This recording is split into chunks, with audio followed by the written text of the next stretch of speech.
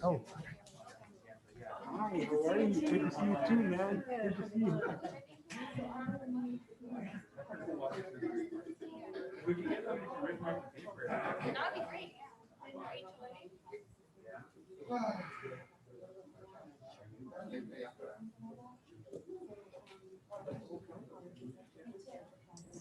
Well, Awesome.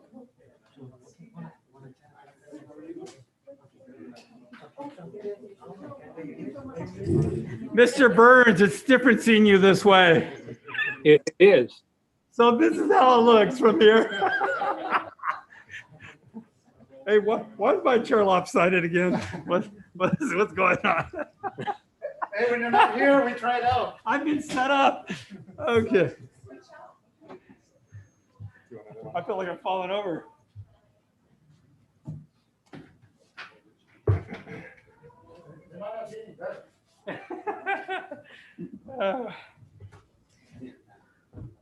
Oh, much better. Thank you. Awesome. Only left hand, so I'm not gonna work. Okay, go ahead. Thank you. Rick, Thank you, everyone. At this time, we will call to order the special meeting of June 1st, 2021.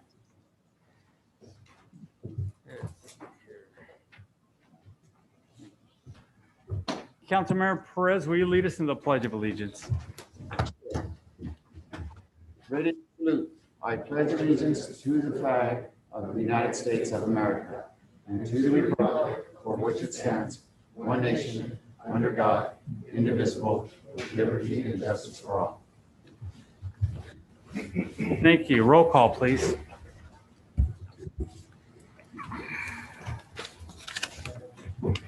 Councilmember Perez, Here. Councilmember Burns, Here. Vice Mayor Resendez, Present. Mayor Velazquez, Here. City Manager Miller, Here. Interim Police Chief Reynoso, Here. and the record will show that City Attorney Epperson is absent.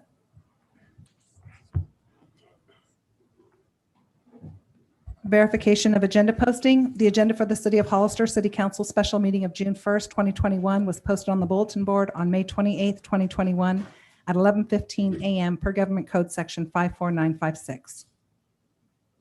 Thank you very much. We are going to now move to item A1. Thank you, Mayor and Council. I will say it feels a little opposite with Tim on Zoom and you two here. I'm a little thrown off. I was So- like this. I do. So Paul, if you could put up the budget presentation.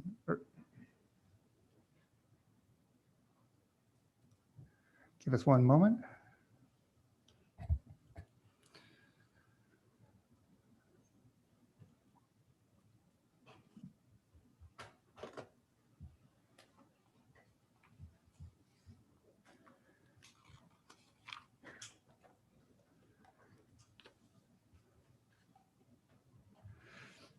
Okay, thank you, Paul. So as budgets are always scary, I thought I'd start out with something pleasant by looking at the trail from that we just opened up and the positive things that we've done in the last year. So going through these quite quickly, the budget is a financial plan for the expenditures. And a lot of this in your, the big thing to remember is a fund is an independent fiscal and accounting entity. And as we go through the budget, you'll see those. And so one of the positive things, I got to figure out which screen's easier for me to read here. We continue to maintain strong reserves. I know in the past we've talked about having very low reserves, especially like our rainy day fund. But however, last year's budget was, the plan was to use up all the reserves, and we had not had to dip into those reserves yet. So we'll continue with those, and then hopefully in future years start raising those back up, because as we all know, things can happen really quick and unexpectedly. So we still continue to do positive things like the traffic officers, revitalizing the downtown, improving our parks, and we have started improving our streets you'll see a street item in the next budget item in the next council meeting. Oh, hang on. Oh, there we go. So we have prepared this budget with the past council's goals and objectives, which has been public safety, economic development, public facilities, and roads. Sorry, this is really small. It's on your screen. So one of the big things is comparing ourselves to other cities of, well, it's real hard to find similar sizes. One thing we can look at is like Gilroy, but has a population of 55,000, but you'll see their operating budget is about 52 million compared to our 28. Their overall operating budget is 136 million compared to our 63. And then you would also look at the different sales, property tax, which is the middle section, property tax, sales tax, transient occupancy tax, and including even utility tax or business license. Gilroy and Marina, like pretty much all, except for property tax for Marina, and our property tax includes VOF in lieu of, or RDA old RDA funds. So that's why it's a little bit higher. It's all funds, but you'll see that that they bring in far more revenue than Hollister. So which makes it very difficult when we are looking at different expenditures. Oh, wait a second. We've all gone through this with these computers. Thank you. Go ahead, So, okay, so with our revenues, I mean, you can look at Marina, just their business license is about 1.5 million compared to our 200,000. Those are significant dollar differences for our community, which it makes it really difficult for us to pay. We're going through negotiations, so it's hard to give our staff what they want, plus doing some of the other feel-good stuff like parks, roads, alleys that we've had in.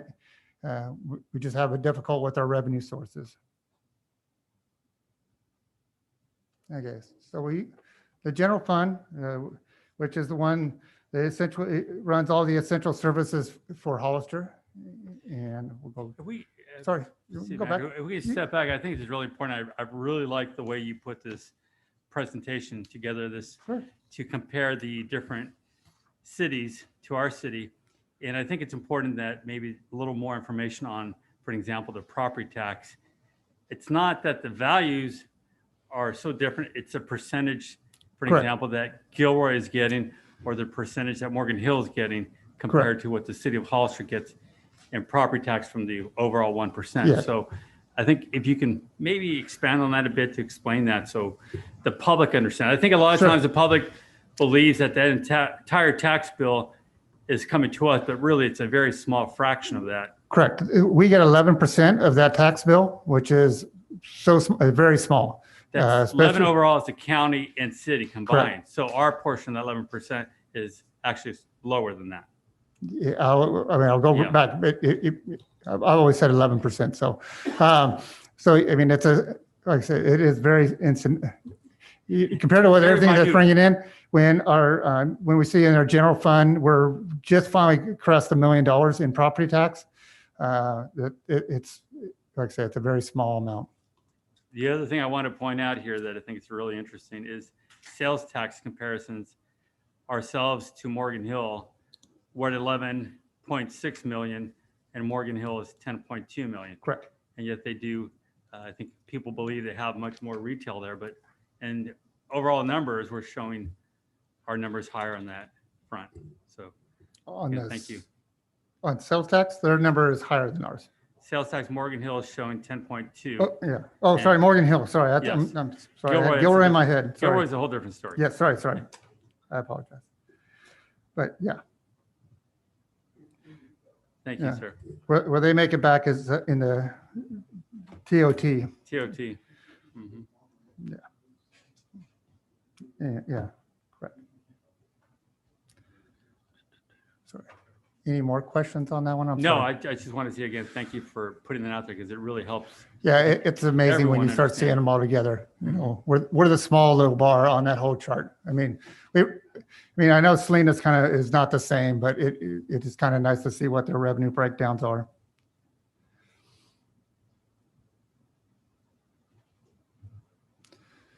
Okay, so revenue, we are projecting a slight increase over this current year.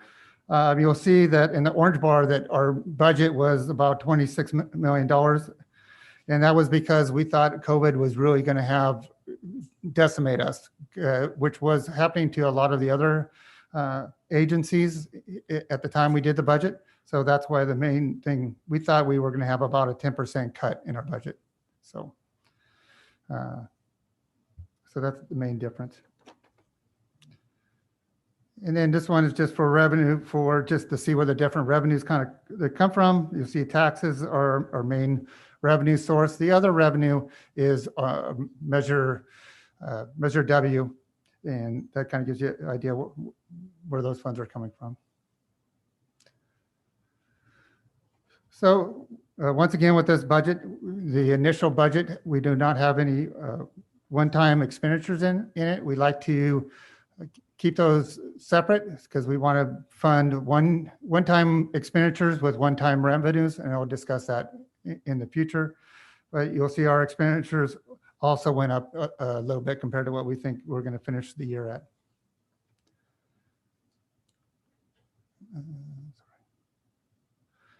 So we always like to remind everybody we are a service industry. You'll see that 75% of our costs go to personnel.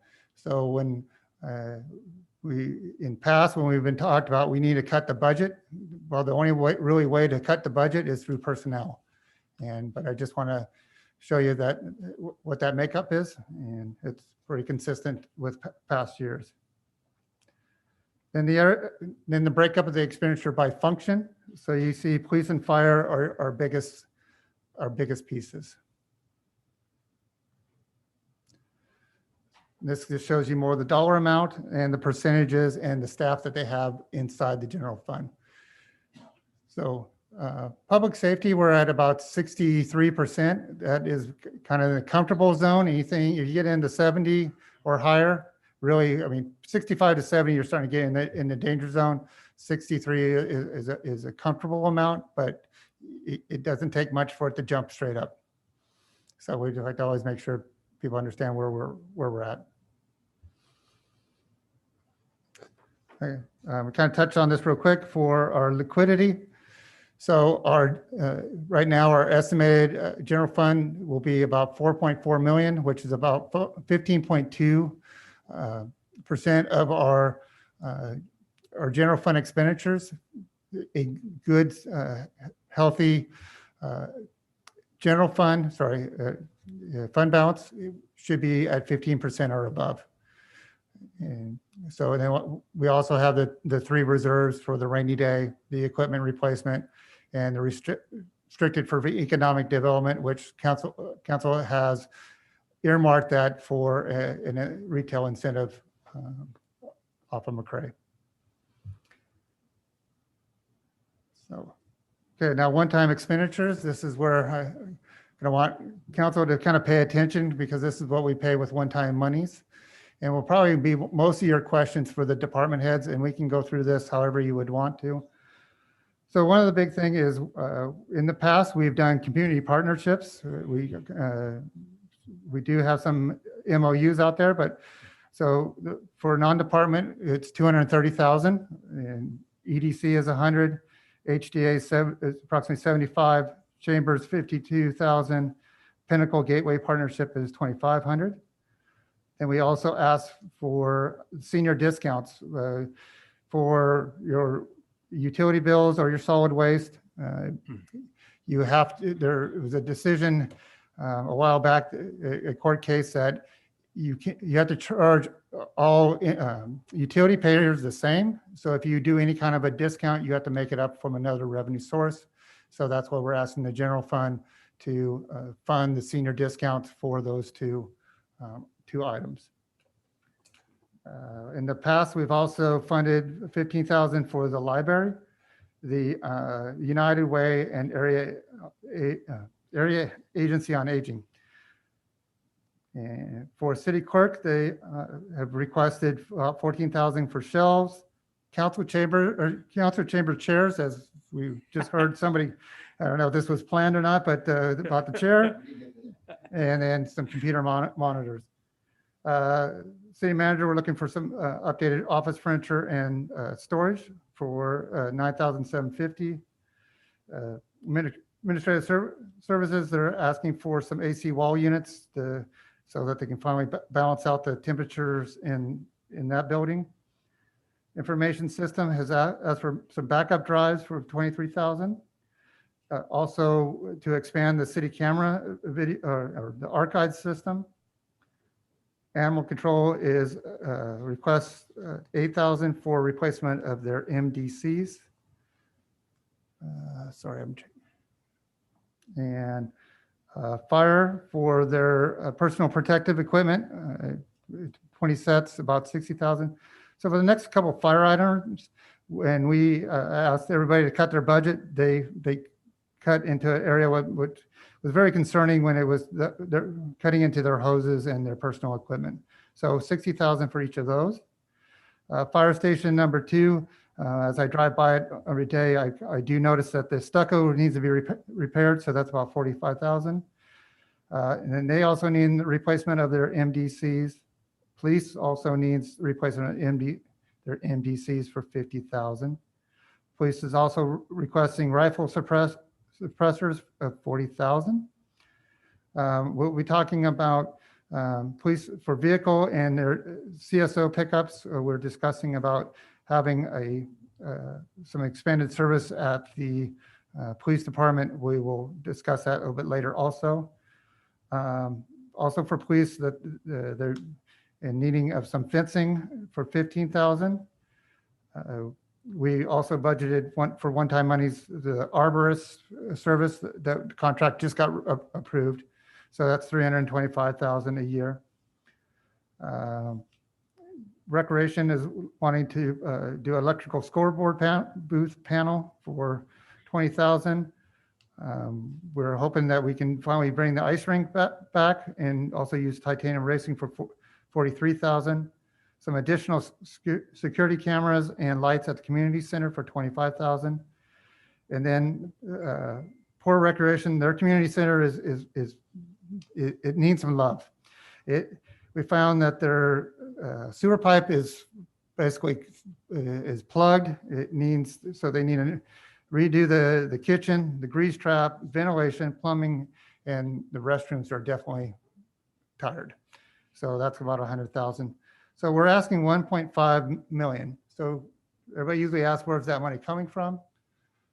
So we feel in working with your community development that our building permits are going to come in about at a minimum of 600,000 higher than what we budget. We always stay very conservative because if for some reason housing goes away, we want to make sure that we didn't budget accordingly with housing at a high level. Same with engineering inspection fees, about 550,000 over what we normally would expect. Plan check fees about 150,000. Planning charges for building about another 100, and then we're requesting about 172,000 of the American Rescue Plan funding. So that's all for one time. I might stop there and then ask if you have any questions on those, or do you just want to go through the presentation and then go back to them? How does the council feel? I guess I do have a question. You said that it came, so some of these fees came over the amount of what is presented to us? Yeah, so we usually budget initially for construction related revenues at a kind of a bare minimum, or what it would be like without the housing developments coming in. Because as we know, the pandemic there were days that no construction can happen. That could have been for a year or two. And if we would have budgeted staff at that level, then we would have been laying people off like crazy. So we always account for those as one-time monies. And because we do know a few projects have been approved, that we feel that this revenue source is still coming in. And we always like to use those revenue sources as one-time costs. And then if I may, Mr. Sure. Mayor, Oh, sorry. generally speaking, if we looked at these numbers compared to what they looked like last year, are they around the same? They're actually about a little bit lower than Okay. where we are right now. Thank you for that. Is there any other questions from council? Mayor Velasquez, Tim Burns. Go ahead, Mr. Burns. Thank you, Mayor. I actually have a laundry list of questions, but I'm, with the council's consent, I'm going to withhold those questions until the presentation's completed, and hopefully some of the questions may be actually answered in the presentation or asked by other council members, if council is okay with that. That's fine, sir.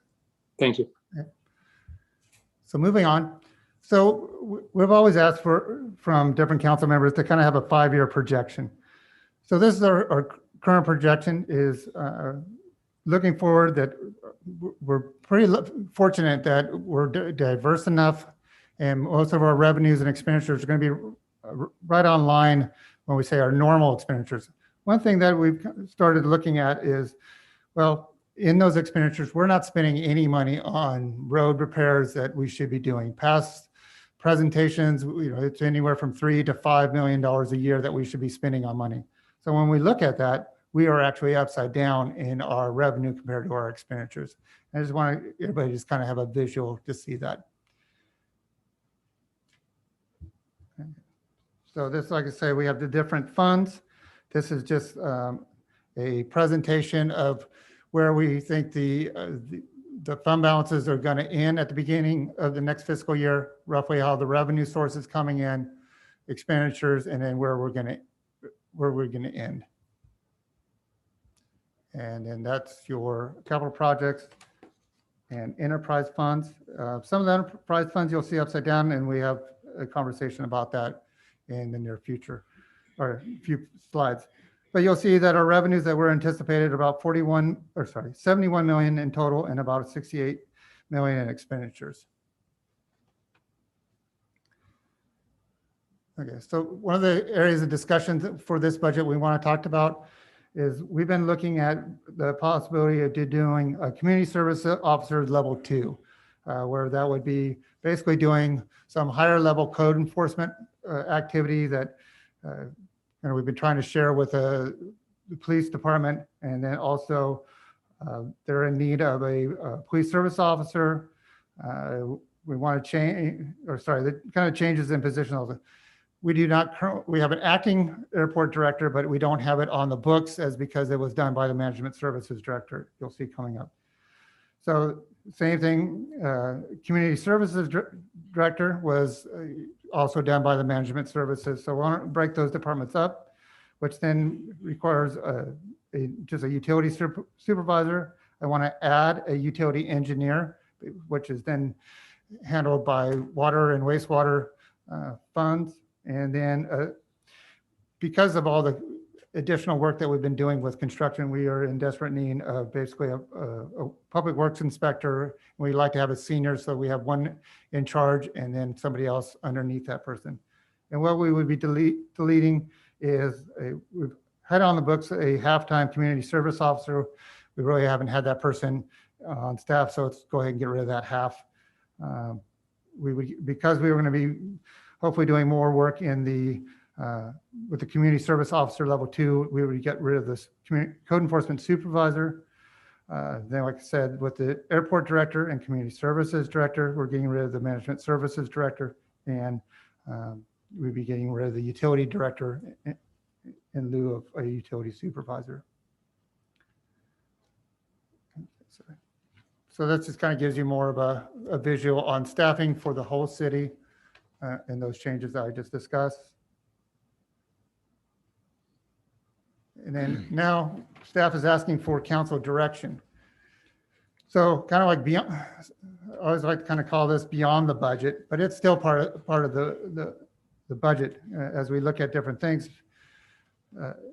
So one of the things that we would like to is money's cheap right now. I'm not a one that likes to be in debt, but it's cheap. So, and we have a lot of items that have been deferred for many years that are probably going to cost us a lot more than what the debt is going to cost us.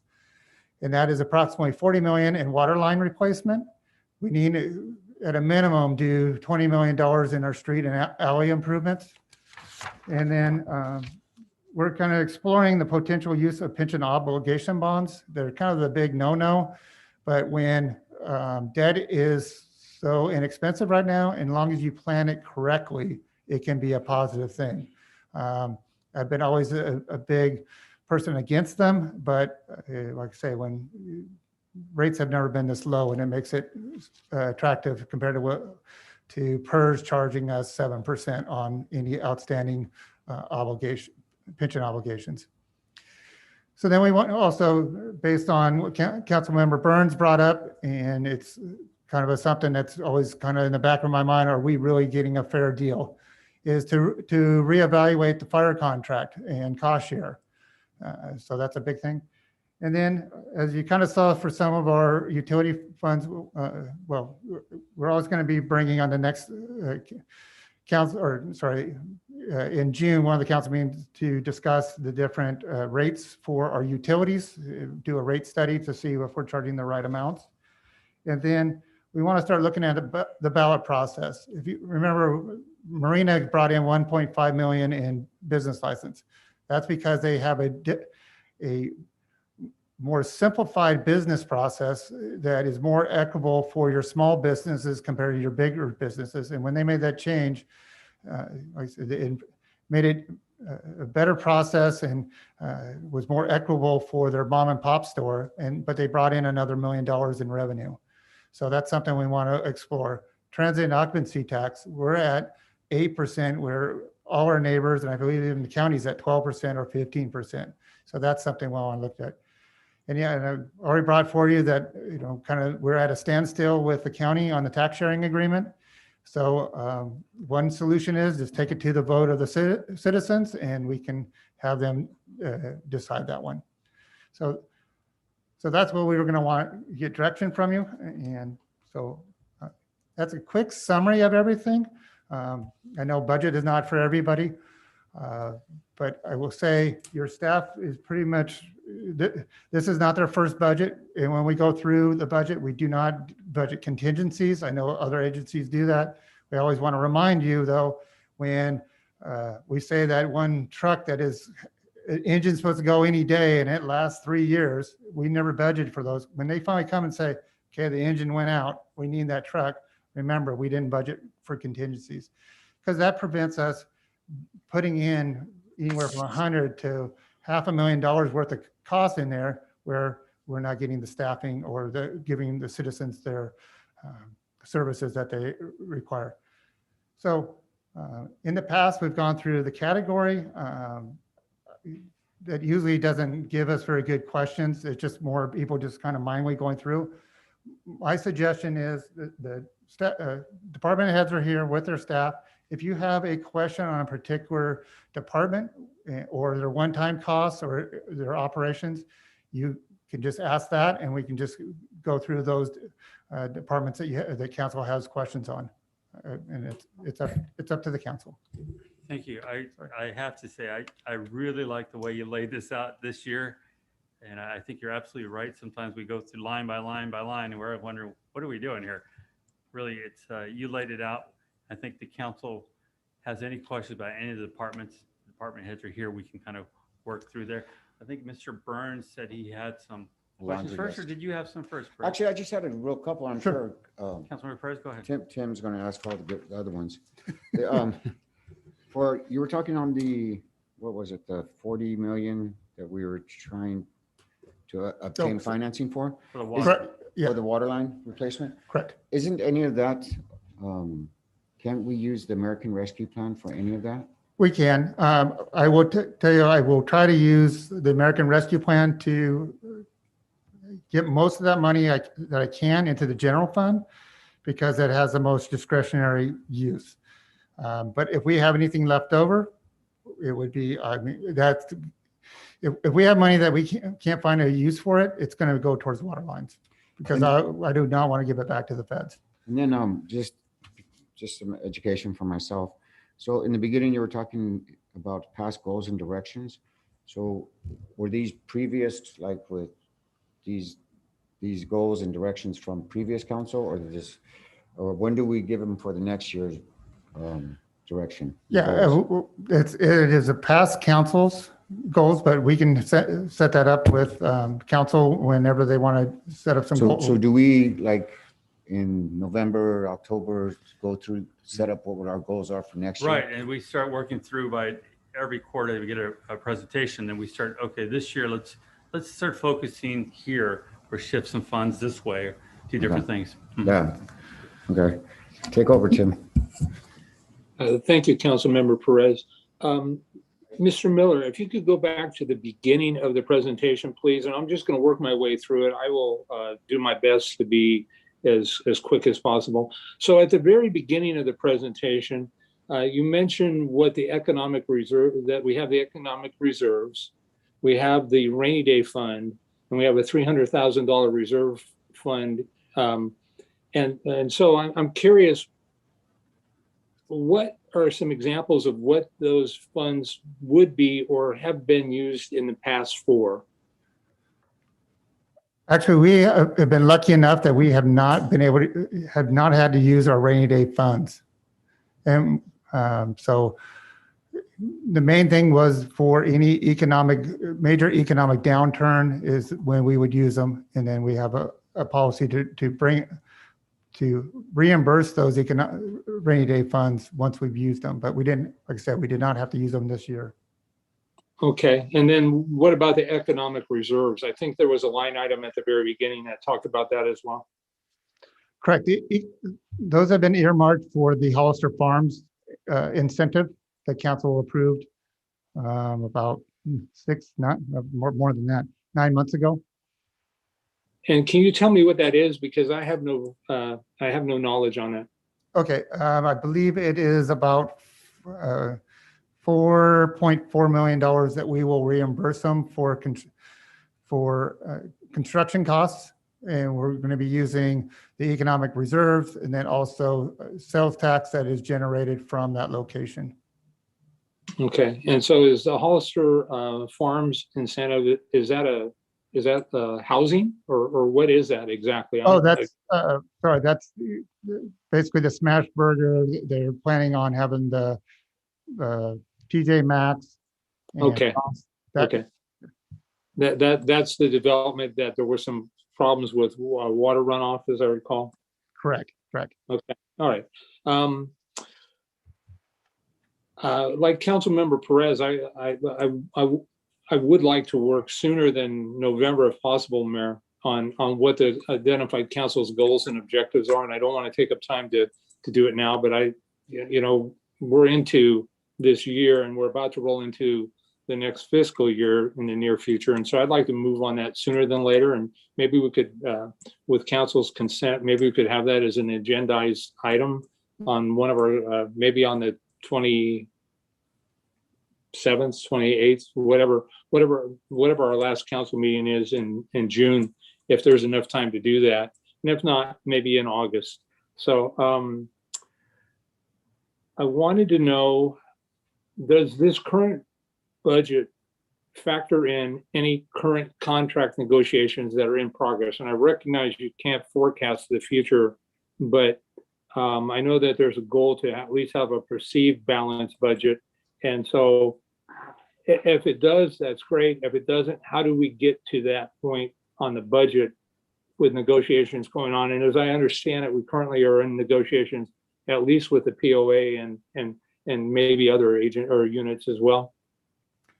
Yeah, I can tell you that I factor in what I estimate that what the agreements are going to be into the budget. Okay, and so I presume we can't discuss that now because it's an open contract negotiation? Yeah, it would put our negotiator wouldn't be very happy with me if I did that. Okay, but something we could absolutely discuss, I would presume, in closed session? Yeah, that's where I would probably need Jason for that one. But I'm guessing we could. Okay, again, if we can't, Negotiator Yeah. Don't bring it to us. and start Yeah, talking to us yeah. about it. So maybe I'll back up a little bit. Yeah, our negotiator is planning on meeting with council in closed session on the 21st already. Okay, that solves my concern there. Thank you. Sorry, I was reading that wrong, what you're asking. Okay. And so with regard to one-time expenses, I'm wondering if have we really done any kind of metrics on the EDC? Because $100,000 is a lot of money, you know, and I guess the same would be for the Hollister Downtown Association as well. And so I'm wondering, because frankly, I'm not convinced. I've not seen things that would suggest that we're getting a value for our money. I'd like to think so, and I've heard presentations that would suggest so, but at the end of the day, I'm really looking for outcomes and results. And I'm wondering if it wouldn't make sense to consider potentially hiring an economic development director to work for the city. That would then their focus would be 100% on the city versus splitting the costs with the county and maybe the city of San Juan Bautista. And so I'd like more information on that, please, Mr. Miller. Yeah, not a problem. Okay. I'm also wondering, why is it? How long ago was the Hollister Fire Station number 2 constructed?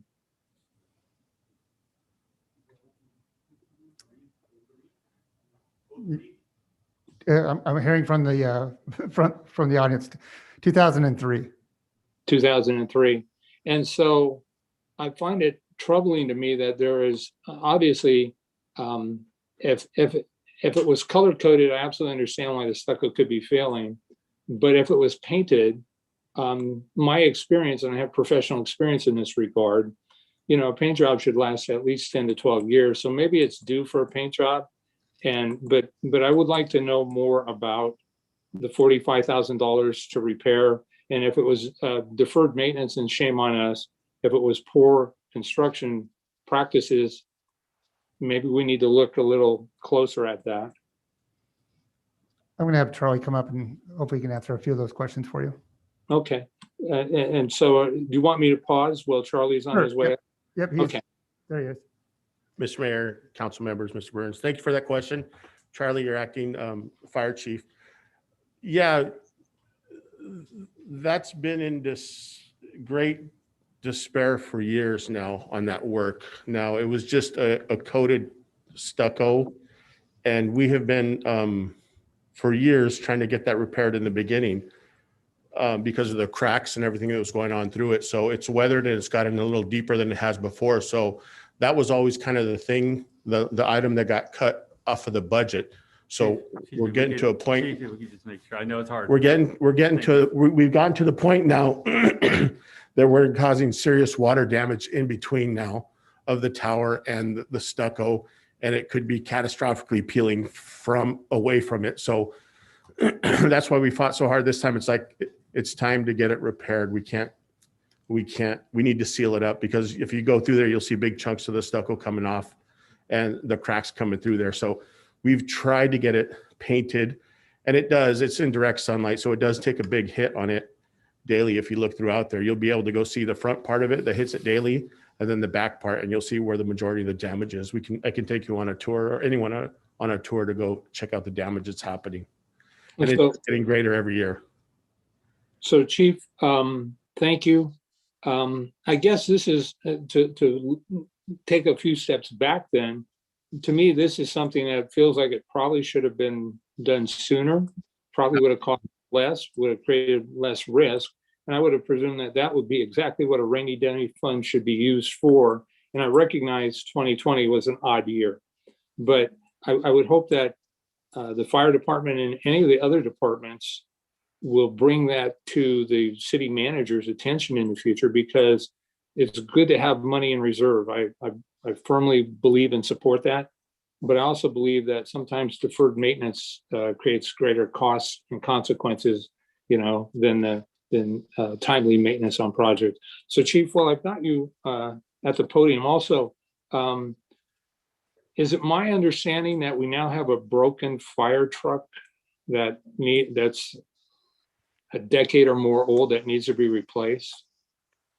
Absolutely. Our fire truck is completely out of service. It finally broke. And our fire truck is our elevated water stream to give us the reach and the distance that we need to be able to suppress fire. So our truck, which was traded in for a telesquirt for a 75-foot with an aluminum ladder, finally broke to the point where we can't even repair it. It's going to be repaired.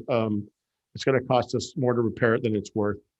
And now we have no elevated stream. And without an elevated stream, that's when it starts getting into affecting your ISO rating. So buildings are going up now, and we don't have an elevated stream to be able to suppress those fires. But what we're doing is we set up some mutual aid contracts where we'll call our local agencies, and they're coming to assist too, but they're still half hour way through that. So we need to start working on a contingency, not a contingency plan. We need to start thinking about getting a fire truck as soon as possible that's accessible throughout our town and our alleys and our roadways.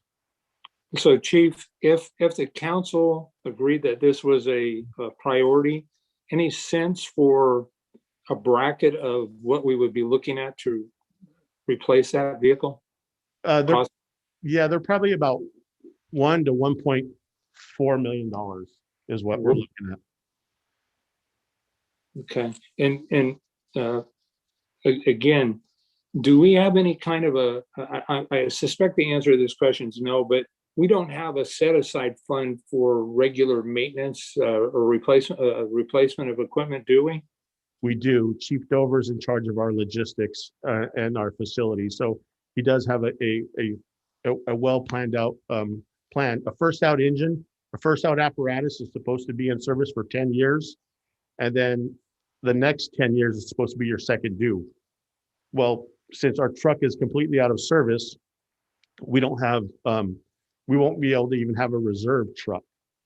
So we'll only have one truck. So the idea was to get it replaced and not beat it up as much as it's been beat up, and still milk it out for as long as we can, which safely as possible, which OSHA allowed until it's out of service. Well, it completely broke. So we have no elevated stream now. So we do have a contingency plan. We do have lease programs that he did set up and work through for the replacement of these. So according to the leases, when those are up, then we start replacing. So he has a contingency plan on it. We're using them a lot longer than the 10 years for our first due. We're probably using them about 15 years for our first due engines right now. Instead of the recommended 10. So Chief, just so I'm clear, we do not have a duplicate vehicle. So we don't only not have a reserve of this quality type of vehicle, but we don't have a primary either. We don't have a primary, and we were hoping if, as we got a fire truck, that we'd put our 1997 telesquirt in the reserve, and that way we'd have a backup truck too. That way we'd be able to have two elevated streams. But since that completely broke, we have absolutely nothing at this time. And Chief, what's that vehicle called again? It's a truck, a fire truck. A fire truck is the one with that big ladder on the top for the elevated stream. Okay. The fire engine doesn't have a ladder that goes up. Okay. All right. So Chief, the other question that comes immediately to mind, rather than have you come up and down to the podium multiple times, it's my understanding that the fire department has a need that we think could be offset by cost recovery through our billing process for 2 fire prevention bureau inspectors to do regular inspections. Is that true? And if so, could you talk a little bit about that, please, to educate me as well as the other council members in the community? Correct. As the fire department is getting to where we needed to go, we had a division chief, which was in charge of our fire prevention bureau.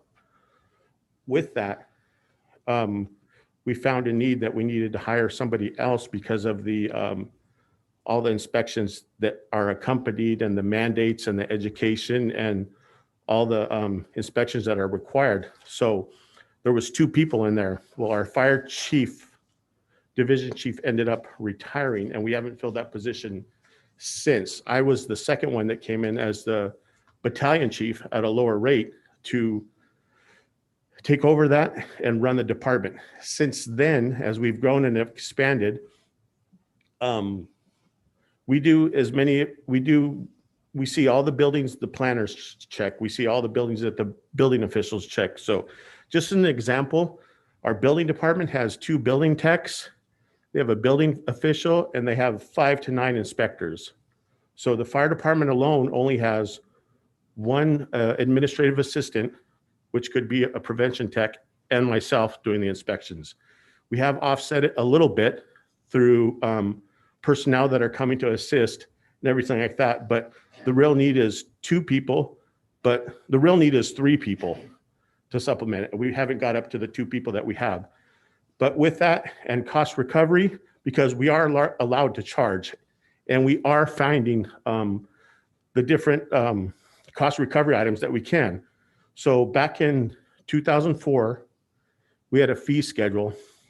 And then back in 2017, we readopted the fee schedule. We didn't change the fees. We didn't adjust the fees, but we did a comparison, just like Brett had presented, about all the local agencies and their fees. And we said, this is a good cost. This is a good fee schedule.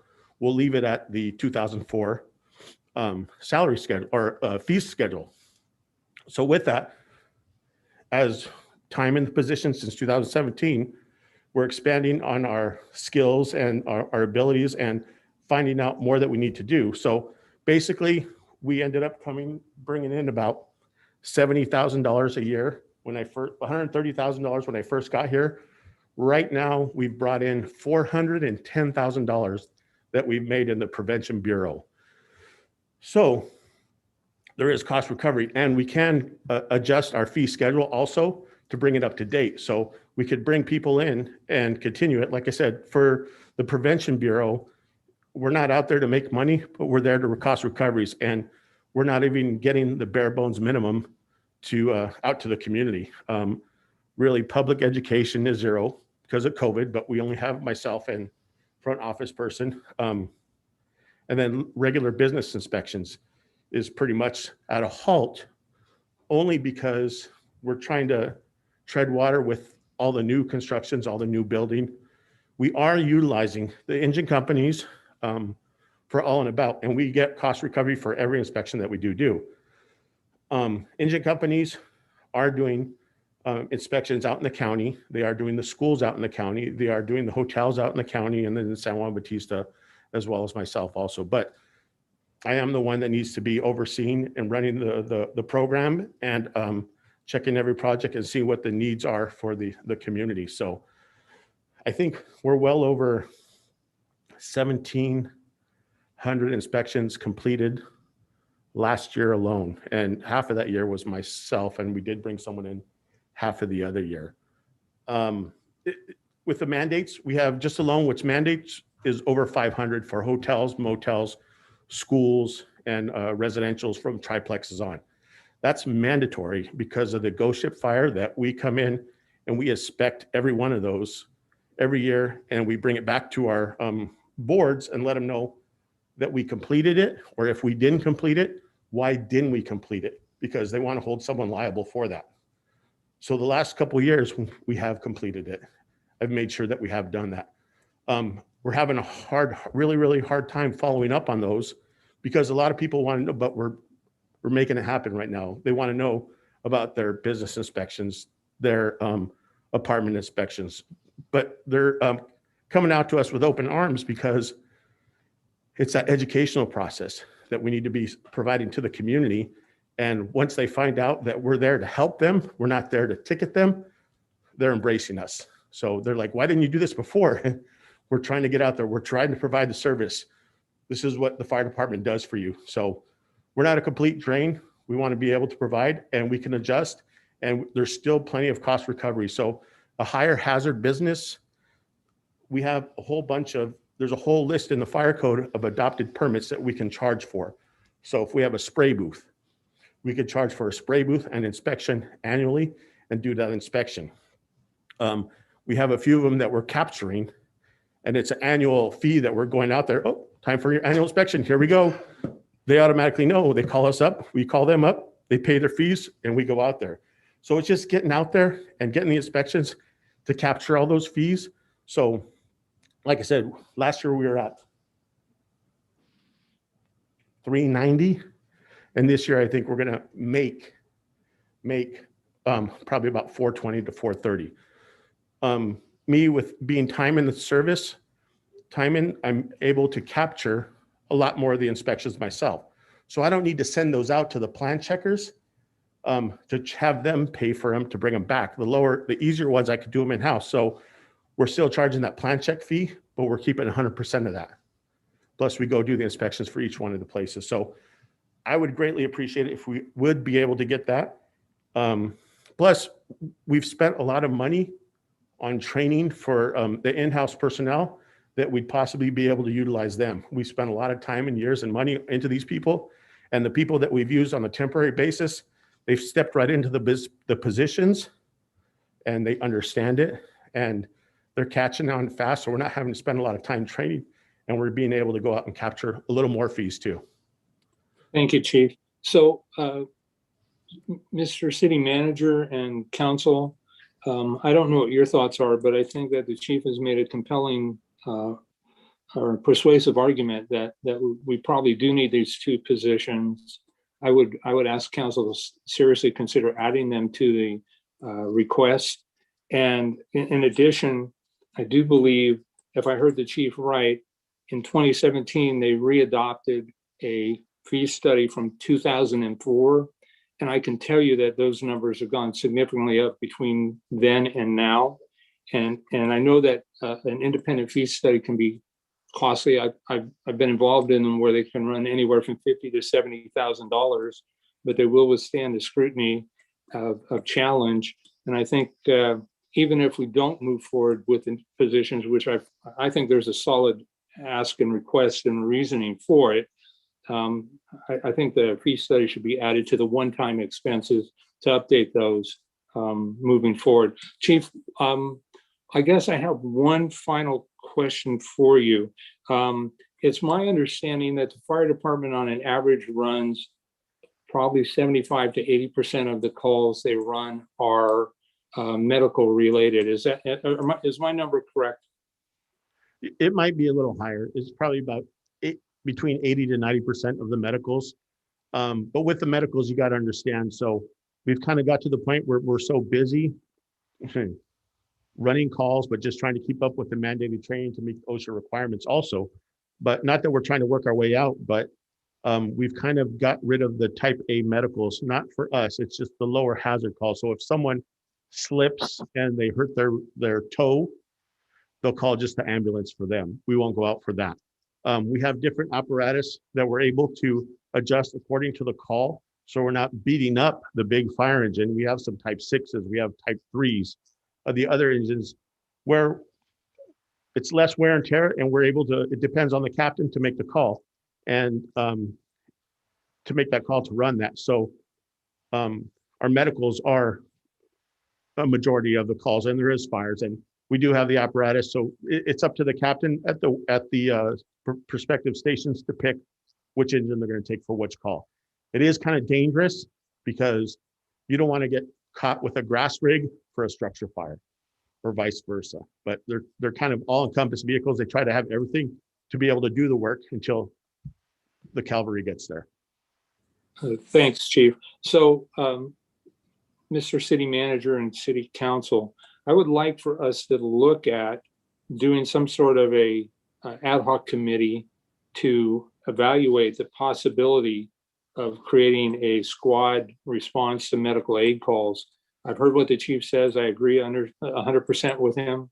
And I'm not suggesting or proposing that we reduce our fire staff by one, but if there would be a way to work smarter with a different philosophy, I think that there could be a benefit to going to a squad response where, in essence, in layperson's terms, we would add a couple utility trucks and maybe bring on potentially 4 more paramedics to roll those calls. And it just, and I've heard you, Chief, and I understand that we're trying to reduce the miles we're putting on these trucks, but my sense is most fire trucks are going to be $250,000 or more.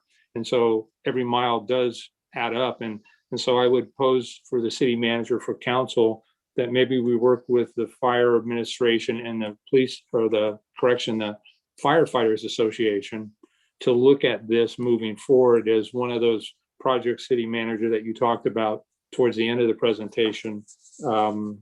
If I can make a recommendation on that part right there. Right. I think what the future is, ALS, which is advanced life support on a fire engine, even ambulance services. I'm not saying to take it over, but what we should do is look towards a BLS vehicle, which is basically a star car or an ambulance. And once the system gets depleted, then a lot of times we can take that call and assist with a contract with the county contracted ambulance provider, which gives us that other basic life support ambulance in the system to be able to assist with calls as needed. But that's another cost recovery where we could not really make money, but at least break even on that part, and eventually get to the ALS, where we could have an ambulance and a paramedic on every day. So we could have one paramedic run out of one station. So that would be something we look at into the future, start working that direction, because we only have 2 ambulances in the county with paramedics. So one in San Juan and one in the city of Hollister. They do supplement it. They try to do it with a 3rd one during the day, but a lot of times they're unable to do it. So that's just a basic life support ambulance. So when they're committed, sometimes we're waiting for Gilroy, Monterey, Santa Cruz ambulance. So that would be something good for the EMS system to work towards. Chief, thank you. I wasn't aware of that, but that makes perfect sense to me. And again, I will not speak for the city manager or the council, but I would certainly be supportive if the council would like to move in that direction with the city manager. I think references beyond the budget items. And so I would like to do something like that. Chief, I do have one final question for you. Do we have any trained or certified paramedics currently with the fire department? We do. We have one that's keeping his certification up right now, and we have a couple people that did go through the paramedic schooling. And but they're not maintaining their certs? We only have one, yeah, because we only provide the basic life support, the BLS, EMTs. So does our one receive any kind of financial compensation, like specialty pay for that? No, No. because they're just the EMT, because we don't practice ALS right now. So if we did advance to the paramedics on the engines, that would something that they'd have to negotiate during the contract for a percentage for the working a higher step above, or a paramedic incentive. That would be something the union would have to negotiate on that. But right now we all receive the same amount for an EMT, but we have an expanded EMT scope. Okay. All right. Chief, thank you. Those are the only questions I have. I have a laundry list more, Mayor, but I'd like to take a pause and let any other council member or yourself ask any questions of the chief while he's at the dais. Yeah, we're going to go through that with any council member questions first. Do you have anything? I do have several questions. I appreciate Councilmember Burns, your questions. They're dead on. The conversation about the ambulance service, or we had talked about that early on when we were trying to negotiate a countywide system.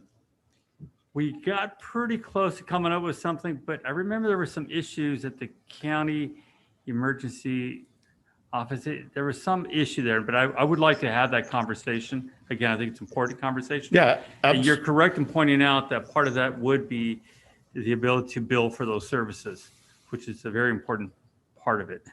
I forgot what the issue was, but it is time to bring that conversation back to make sure we're providing services.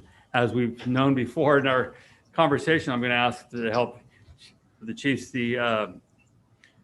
Before, when we had the fire committee, we would get information every month about all the calls, where they're at, the intersections, how many medical. And I do remember being closer to the 90% range. the medical intersections, accidents, repeat calls to the same address. I think that would be very helpful for the entire council to receive that again on a monthly basis, so we see what's going on. Absolutely. And We, see how we we can provide it plan for San around Juan that. Bautista, so we could get it. It's an Yeah, easy report absolutely. to run.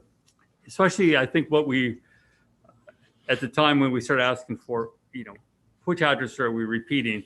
And we found the one address where I think it was 30 times in a month, the fire department responded there. So this information is critical, and I think it's going to help us do that and start answering the questions about the. Can I add something to that? Well, Yeah. it brought up a thought that you're saying. So in our fee schedule, we do have it adopted where we can bill for the 3 strikes are out for false alarms. So we just don't have the time or the personnel to get out there to bill them and do that. But we have many, many violators, and it's progressive. It goes from your warning to 250 to 100 to 250 to 500 after that. So we are getting a lot of false calls within a year where they're running 5, 6, 7 of them. So we can recover those costs for that also. And we would be able to, that's something that's like number one on the priority also. Absolutely, and that's part of that whole fee schedule, because as with the police department, many times the responses are to the same addresses. And it's, how many times are we going to come out here, before somebody pays for this, because it's not fair to the other residents, some of those issues. So definitely a conversation about the fee schedule is important to update. We found what's happened just with permitting, where not up to date. Go ahead. And I'm sorry to interrupt, Mayor. And Bob Martin Del Campo, Master Sergeant, United States Army. This is your acting fire chief. I'm just here as a subject matter expert. If you can recall, we were having an issue with having the ability to fee or to put a fine, or not a fine, but establish a fee. And what we needed to do was establish that in an ordinance. That's why we couldn't move forward with the transportation or the ALS and BLS Star Car. So now that has been done, we're at the point where we can actually implement a program. But what I think needs to be done is, if we can have, just like you said, those numbers saying these are how many calls that we're going on as a fire department assisting AMR. And then is it feasible for the fire department to have a basic life support vehicle to assist AMR, or is it not? This way it's transparent for the community to see, and they're going to see that it is, there is some utility into that. And we're at that point right now. Yeah. And thank you for that question. And I think there was some contractual issues with AMR. And I think that might have been That's the issue it. at the time. And that's an easy one. So OES and EMS is really supportive of this. We just need to bring it to them. So like in Gilroy, they get paid through AMR, through their contract. So it's like when they need us, they call them, and then it gets billed to AMR, and then AMR reimburses. It's the Star Car. So there's a way to do it. We just There's can't many go in ways and to do start it. taking calls. I remember we were almost there, but there was some obstacle at the time that didn't allow us to go forward on that. Going back to the fire truck, you had that demo that came out. Is that the fire truck we were talking about, correct? It came out. That was an opportunity for us to see what the capabilities are. But that is what for you're the looking truck. for, correct? Yeah. That we brought out something here. similar to that. And I have pictures, Mr. Burns. I'll send you the picture. Very cool. It went up quite a bit higher than our buildings there on Right. 5th and San Benito Street. So, Right. and I remember the gentleman saying that it was in the ballpark of 1.2, 1.4 on that one. So I thought we were already in that process of that. And just so you got to understand, so back in the day, we used to have a 105-foot Grumman aerial cat. So back then, people, they thought it was the wrong truck to have. They're like, we have the super truck, which is not practical for Hollister. Well, that's absolutely wrong. We downsize because you want to be able to get the reach, and you want to be able to get back at a safe distance. Plus, at a commercial property, you want to be able to get that reach and be able at a safe distance to fight that fire, because you have that collapse zone. So that's why you have to have it so big, 100 foot. We're lucky we don't have anything farther than that, so we'll be able to rescue people and get above the buildings to be able to protect the other exposures. We want to protect those other buildings from burning down. So absolutely 100 foot. No, and I think when I was out there talking to you guys in the demonstration, it's like, build that thing, get out here, because it's an important part of what we experienced this year. Yes. with the fires. I mean, like we had our partners that came out to help us out. So definitely conversation on that. I'm going to go to this. I always go to this each year, and that is that fire contract. we need to have a conversation about this again with our the partners. We are carrying most of the burden. I know some people will say, well, we're most of the calls, but this issue that really bothered me at the time of collecting a fee, but keeping it, being the county, keeping it to pay their bill to us is not helping us. This is just, these are new homes and new buildings coming online that we're servicing, but we're not getting anything more for that service. I think the reality is we're going to be partners. We need to really be partners on the true cost of this. If that's a 60-40 split, that's fine. But to carry that full load is hurting us from repairing our streets and doing other things we need to do in our own city. So that is a conversation that has to be had. You know, when there's a salary increase for people and they're charging less than their sales tax, but our citizens are paying more, it just doesn't work any longer. This has to be dealt with because the end result is a better fire department that provides a better service for the entire county if we do this right. If we don't do it right, we're always in that struggling mode. The question of a fire truck, it shouldn't even be a question. That should have been done. The question of all these other services that have a few more ambulances ready, that should have been done. We seem to be chasing this because we're trying to make it work financially, but we're not doing the simple part of saying, no, partners, it costs more. And we know that when we got the report from the expert that came in and talked about the true cost of each station, it wasn't the price we're charging right now. So we got to be honest about this and have that conversation so we can provide the services. Absolutely. And can I add something really quick? So as we prepared our budget and prepare our operations, we just prepare it for the operation of the city fire department. I don't want you to think that we're preparing it for, everybody to taking care of it. So yeah, workers' comp. Yeah. So what we're preparing is for like operational level for the city of Hollister. I'm not trying to I get it, but fatten it up because we need it for the county. I'm just saying this is the bare bones minimum that we need for the city. yeah. But I think the point I've made in the past when we came to this was if we're truly going to do this and do it right, we fully have to participate, all of us. Mm-hmm. And it can't be, well, you pay for it and we'll just ride along with you because we don't get those calls. No, there's equipment. We need to be ready. Mention of workman's comp. There's so many other pieces that aren't exposed up front that we end up footing the bill for. And again, in these areas, we should be ahead of the game. Right. We should never be behind. I love that you're out there doing those inspections. I think that has just been a great turnaround for prevention. We all know fighting fire is not an easy thing to do, and it brings resources from all over the Central Coast. And again, luckily our partners have been working with us. But it takes that ability to prevent that fire from ever happening. Yes. You know, as I say, we should be bored to death because there's no fires going on or anything else, but we should be ready for when it happens. Yeah, you're correct, Mayor. A strong prevention program will minimize the cause and effect of fires, and by saying that, with a strong public outreach to educate the community, you're going to see the level of accidental fires, candles in the bathroom, and pots on the stove start to decrease, and you're going to see a better level of personal self-awareness. You touched on a good point about the fire mitigation fees, especially, and I'm going to say it because right now I'm a citizen. The county has constructed in 1969 a fire mitigation fee. There's $1.2 million sitting in there right now that they are supposed to be providing to the city. We established last year as a city that account to start accepting that money on a quarterly or even biannually basis. $1.2 million is more than halfway of buying that elevated stream. Absolutely. That money is money that the developers are paying to the county to be able to build because their impact is imposing on on the existing infrastructure. So if they're going to do that, if the developers are going to do that, it says in the county's ordinance, we need to start spending the money or give that money back to the developers. Well, you know what? You've had it since 2013.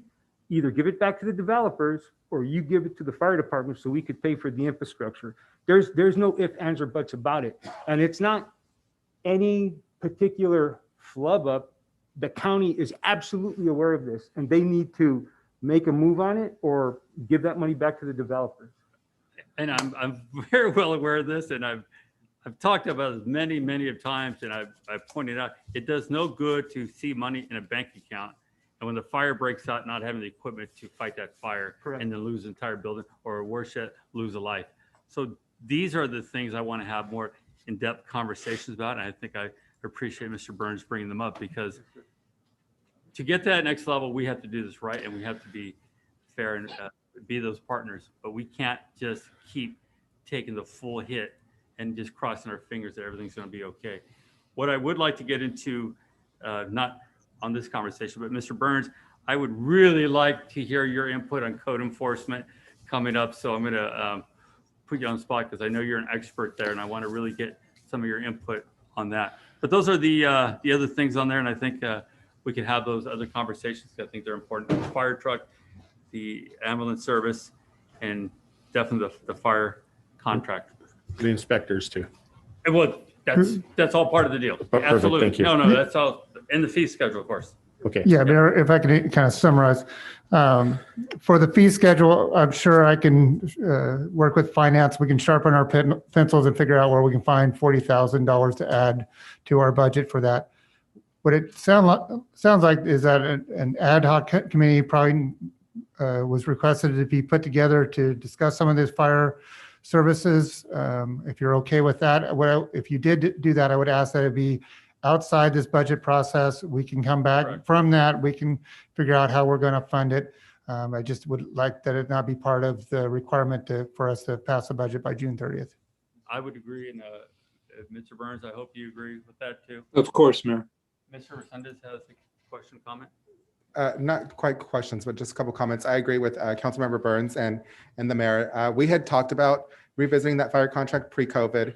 And I think this is one of the issues that all of the council members had agreed on. It's long overdue. Unfortunately, a pandemic happened, but I think that we need to prioritize this. And I agree also, at this time, I would like for us to visit or do an ad hoc committee, but potentially do that after we approve this budget.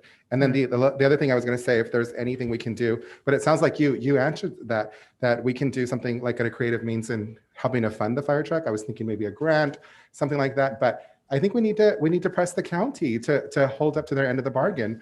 You know, I like the points that you and the mayor had said.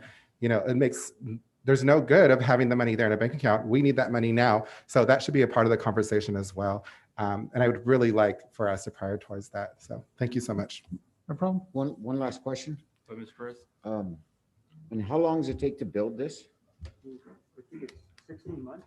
Yeah, probably a year to a year and a Yeah, half. so it does need to be prioritized because in the meantime, we're gonna wait 30 minutes. Yeah.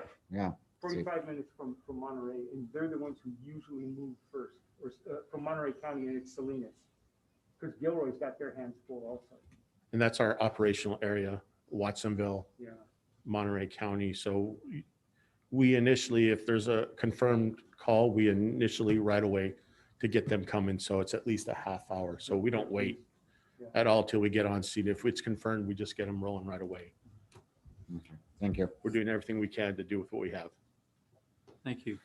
Is there any other questions about the fire budget? Okay. Okay, thank you. Thank you guys for the updates. Chief, it's good to see you again. It's Good to be odd back. to see you in a suit, but yeah, I know. It's good to see him though. Okay, thank you. Thank you. I would ask for Councilmember Burns to continue down his list. Thank you, City Manager. Mayor, with your consent, I'll move forward. Go ahead, sir. Thank you, Mayor. So I have a question for our Chief of Police as well, or the City Manager. And it's if we could know a little bit more about what rifle suppressors are and the volume and the intent at $45,000, it's not a lot of money, but it's a significant amount of money. I will let the police chief answer that one because I had asked these same questions and I don't think I can repeat the answers. Well, thank you, Councilmember Burns. The reason for those suppressors are the rifles. We currently already have the rifles, and they are the AR-15 style rifles that are in the vehicles that are assigned to the officers. The reason for the suppressors is several agencies are going to these because of the ongoing workman's comp costs of hearing loss, older as officers are retiring and or after so much use of firing those weapons and during their trainings that even with ear protection, they're discovering that similar to some of the soldiers in the military are having, is it affecting their hearing. So that's the reason for those suppressors. It actually replaces the rifle, the barrel, I'm sorry, it replaces the barrel because if you just added the suppressor, you would have a very long rifle. So it replaces the barrel with the suppressor. So that's the reason for that. However, I had spoken with the city manager about this and I got confirmation recently that we did also ask for a grant from Homeland Security to cover the cost of this. And it's past the initial phase. So I think that this is something that we could remove from the budget because I do believe that it looks really good for us to get that grant from the Homeland Security to cover this cost. And if for some reason it doesn't fall through, we can ask for this at a later time. But I think that we've met all the requirements for the grant. It does cover this type of an expense. So if whatever the will is of the city manager, but I'm okay with removing that because of that update on the grant. Thank you, Chief. Councilmember Burns, I just found your 40,000 for your fire rate study. I was going to say, that's some good pencil sharpening. I tell you, this city manager's done a good job with finance. So Chief, Magic with those numbers. So Chief, I'm curious on the line item of $80,000 for a police vehicle and CSO pickup trucks. Pickup trucks would suggest more than one truck. And can you tell me a little bit about the police vehicle and the pickup trucks, please, sir? Yes, sure. That amount, it would be covering 3 vehicles.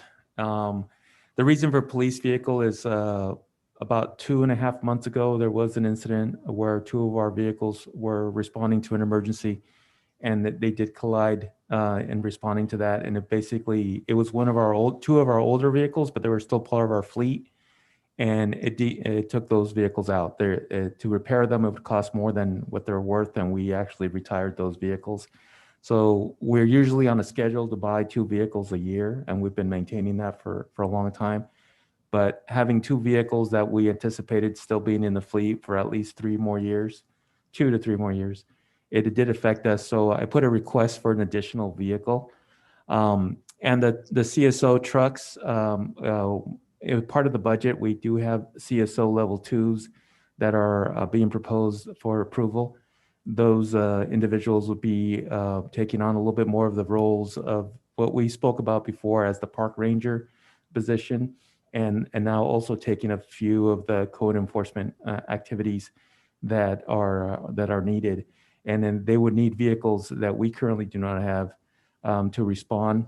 They potentially could be working at the same time. So having them share a vehicle would not be ideal.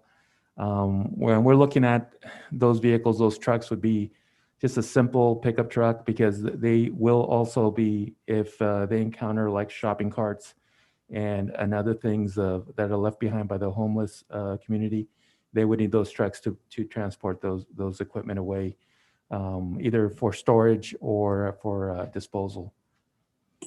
Thank you, Chief. With regards to the vehicles, do we, and maybe this is a city manager question, do we give our local dealerships first right to submit a proposal? I very much prefer if we can continue to do business in Hollister whenever possible. Yeah, we shop the state bid, but we also communicate with the local dealers to try to see if they can match it. The sewer fund last budget, Henry's on vacation. I'm trying to remember. It was quite a few vehicles that we purchased through Greenwood Chevrolet. Great news. Thank you, City Manager. Preference too. Correct. 5% preference. Nice. That's great news. Chief, one last question for me, I believe, at this time, sir. Can you talk a little bit more about what this CO2 or CSO level 2 position is going to look like, and is there an intent to maybe relocate code enforcement to the police department, or is this going to be something different? Thank you for the question. This will be a combination of things that we think that we would use those CSO level 2s to address some of the homeless problems that we've been having, some of the code enforcement issues that we've been having, some of the parking issues that we've dealt with, concerns about the street sweeping and the abandoned vehicles in the roadway or vehicles that haven't moved in a long time. We'll have them picking up some of those activities. But we plan to house them at the Briggs building. There's an office that we've been using there for a long time. We recently have remodeled it to make it more user-friendly for the public. Our goal is to have that be for potentially like a satellite for the police department. So the code enforcement officers or our CSO level 2s would be assigned there along with the supervisor. There's an office in there for that. And they'll be available for people to drop in. If they're in a downtown area, they need an emergency or something, they can go there. And if there isn't an officer already there, they can get help to them as quickly as possible. It could also be a centralized location where one of these CSOs can also sign off a ticket for someone, so they don't have to be waiting around for a patrol officer to respond to them in between calls. So it's a plan that we've met with the city manager about, and we discussed that we could use these officers, the CSO2 level officers, to help resolve some of the code enforcement issues, some of the park issues, some of the homeless issues, and do it all with proper supervision from a police sergeant, and try to work together to resolve all these different issues with two of those people. Thank you, Chief. I'm really encouraged by what I heard you say, and I just like the cherry on the top, the satellite office, I think is a great opportunity too to become more accessible. I love your facility out there, but it feels somewhat isolated. And I often think, law enforcement needs to be more centrally based. I don't know that it's feasible for some people to even get out to where the main PD is. So I'm very encouraged by hearing that. Chief, thank you. Those are the only questions or comments I have. Mayor, if any other council members would like or have questions, I'd like to pause for a moment and let them ask their questions. So that would be your comments for code enforcement then also? No, I have some additional comments for code enforcement as we get closer to that, Mayor. Okay. All right. Any other questions from council? Go ahead, sir. All right, thank you. So the mayor had said that and you city manager, you had said for property taxes compared to other cities, our site's relatively low. What can we do to increase that? We are in negotiations with they're on a pause right now or standstill, but we are trying to negotiate a property tax sharing agreement with the county for the commercial and industrial. That would hopefully help. And council took a step with getting more residential with the 50-50 that we are currently getting, but it's just going to have to get a better tax sharing agreement. It's the only way we can improve those percentages. Okay, so I'd like to prioritize that as well, if we can, please. Okay. The next thing I'd like to ask is, Councilmember Burns, I'm glad that you brought up your concerns about the EDC and seeing actual merits on what the productivity is, or not the productivity, but the return on our investment, I should say. I had the same concerns as you, sir, and I don't think I supported the contract, if my memory serves me correct. So I really think that there might be a better way to do things nowadays. And I don't necessarily agree that we should hire somebody in-house. If I'm not mistaken, we had a position that was for economic development, an administrative position, and we still gave a contract to the EDC at that time. So I'm just wondering if there's a company out there that specializes in this that can actually show us a good return on our investment. And I would also add the San Benito County Chamber of Commerce to the list. So I'd like to revisit those contracts. And yeah, I share the same concerns as you, Councilmember Burns. Thank you. Maybe Maybe I'd helpful. suggest that you do like maybe another ad hoc for that one also, because we do actually have contracts with them, but maybe that's something we need to visit. Do we want to renegotiate those contracts or maintain them or get out of them? So I think that would be a good ad hoc. If I can, Mr. Mayor. Yes, thank you. All right. I just think that maybe, and we can even look at different communities and see what they're doing, see Right. what's working, because I think there's got to be a different answer and a better way of doing things nowadays. And then lastly, as far as the grants go, thank you, Chief Police Reynoso, for showing us that you had applied for a grant for that. And I would suggest to you, Brett, to encourage all your administrative staff to go after grants, especially for these one-time cost types of deals. Even if it's a matching grant, it's going to be a lot less for us to have to match that rather than have to pay completely out of pocket. So I think that was a great example of that. And if we can get as many grants with not so many strings attached to it, that would be a good deal for us. Great. Yeah. Thank you. And just like last fiscal year, you saw quite a few grants come through. We will probably be the same thing this year also. Wonderful. Thank you. Those are my comments. Thank you. Councilmember Perez? I had a question about the administration. Excuse me. So on all these numbers, is this with our department heads? How many department heads are interim right now? And how do those numbers match up to everything that's going on in our budget? We have 3 interim department heads. Charlie's acting just because chief is on military leave. But the full cost of a director has been budgeted and is planned to be filled. Okay. Okay, sir. All right. Mr. Burns, did you have your next item that you wanted to discuss? I do, Mayor. Thank you. So I believe it's involving Parks and Rec. And so the city manager, I'm looking at this $45,000 expenditure or proposed expenditure, budgeted expenditure for an ice rink and titanium racing. And I absolutely understand what an ice rink is, but I am clueless when it comes to titanium racing. And I'm hoping you can shed some light on that for me and how that cost is. Tina's stepping up to the podium, but I believe that is the name of a company, but go ahead.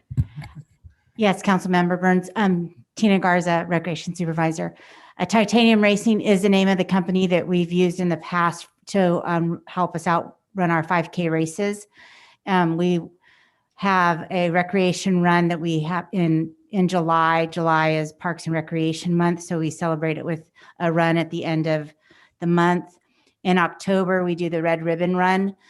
We partner with the county. The city kind of takes over the run. We've had great success in that. And then last year, COVID hit, but we were going to offer a 1K kind of fun run. Some of the community members wanted something shorter than a 5K. A 5K is 3 miles and a 1K fun run is like a half a mile. So that's something that we decided to do. And a race company, I should say, would help us with this. In the past 3 years, we've used Titanium Racing. So thank you. That helps clear it up a little bit for me. Do we have a split on the racing versus the rink? And if the total cost of the two, is it the $45,000 is listed? And if it's split, could I get some clarity on what that split may be, please? Yeah, the Titanium Racing, they help us out setting up the race, finances, everything that's in the logistics of the race. and that's at 12,000 for all three races. And then the ice rink is the difference. I think we had 23,000 the 2 years ago, you guys, for the ice rink. Yes, the ice rink. There was some discussion that we would kind of maybe look into investing in our own at this time too. I actually prefer that. Huh? I would ask that you check the numbers. If you're confirming for me, it was 23,000 for the ice rink and 12,000 for the races. That all seems reasonable to me. Seems like there's about a $10,000 cushion in that. If my math is correct, that I think that comes to 35,000. Oh, And okay. so I'm not, 10,000 here or there in a multi-million-dollar budget. I get that, but and I understand there's a need for more, but there was always a benefit to having too much as opposed to not enough. But I'd ask that we could maybe tighten those numbers to really understand it better. Thank you.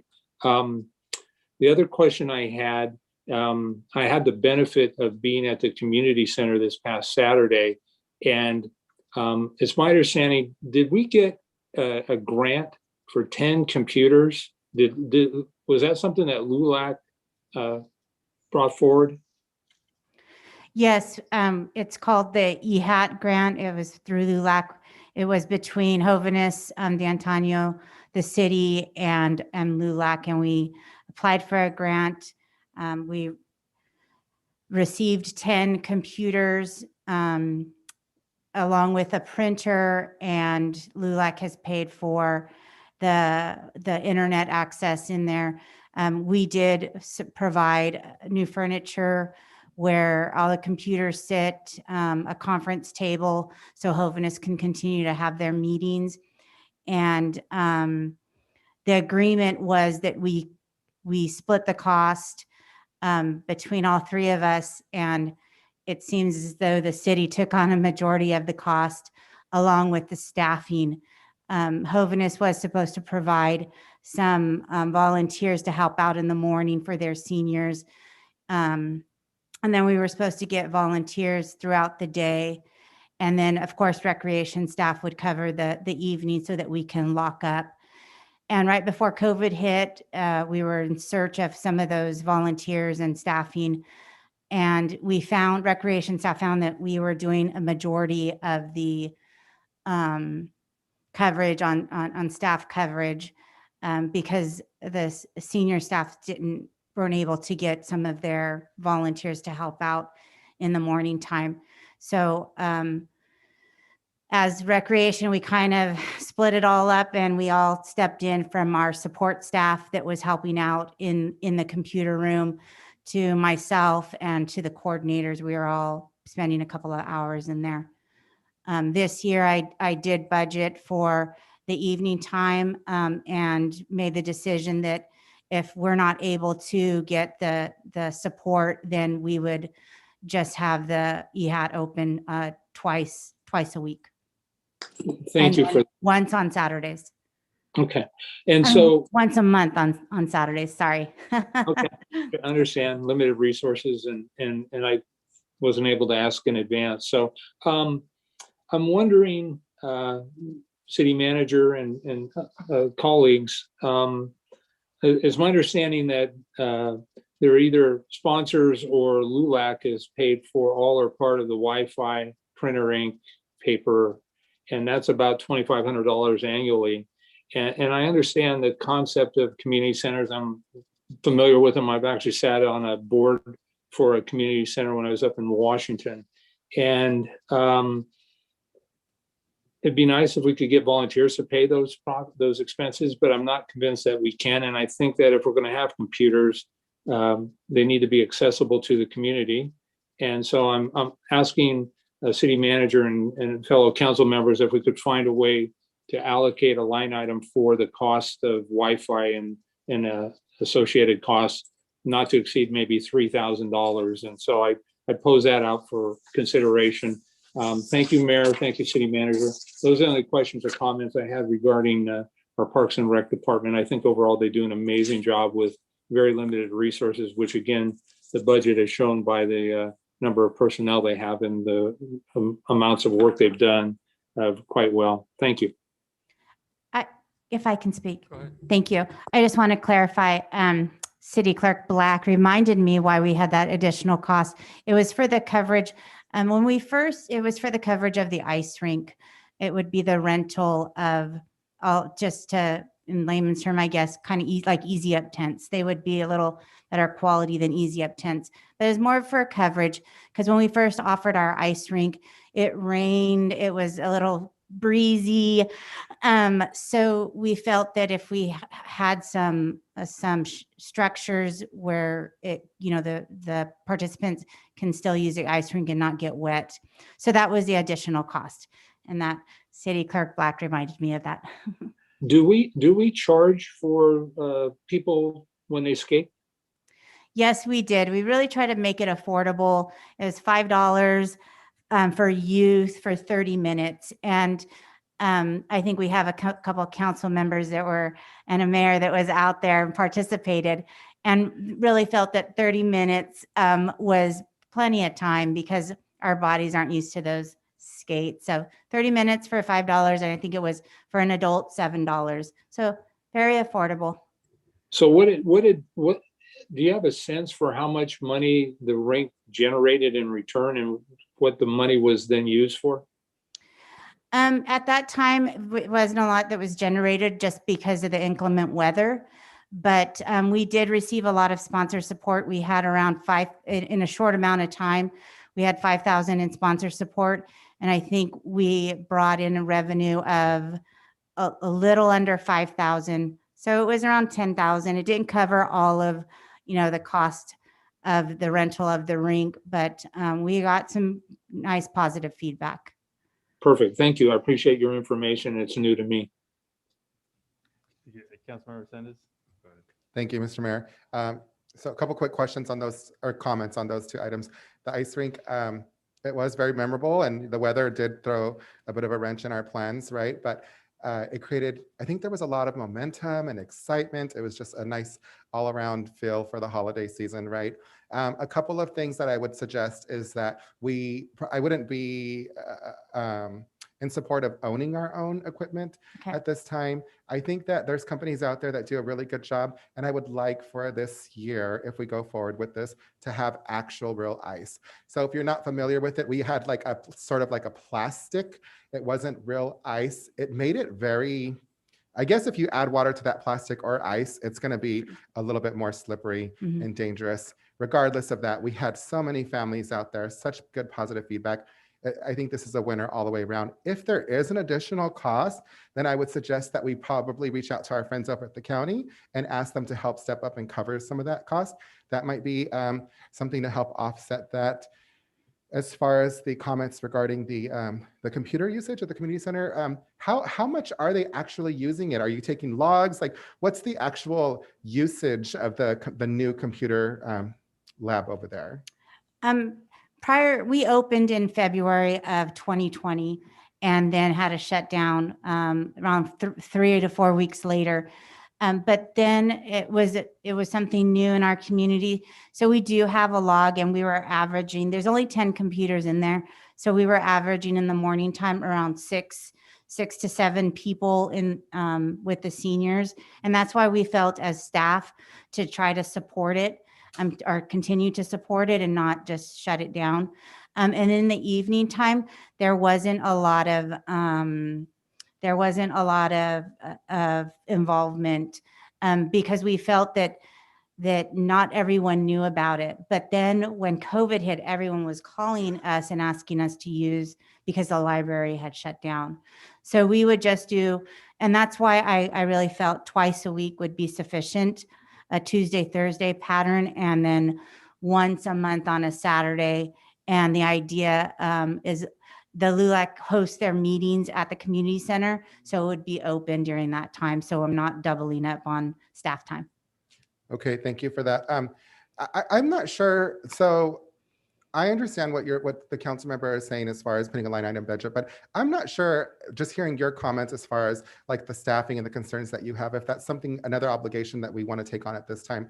The county is opening, well, I'm sure that they've got hours now for the computers now.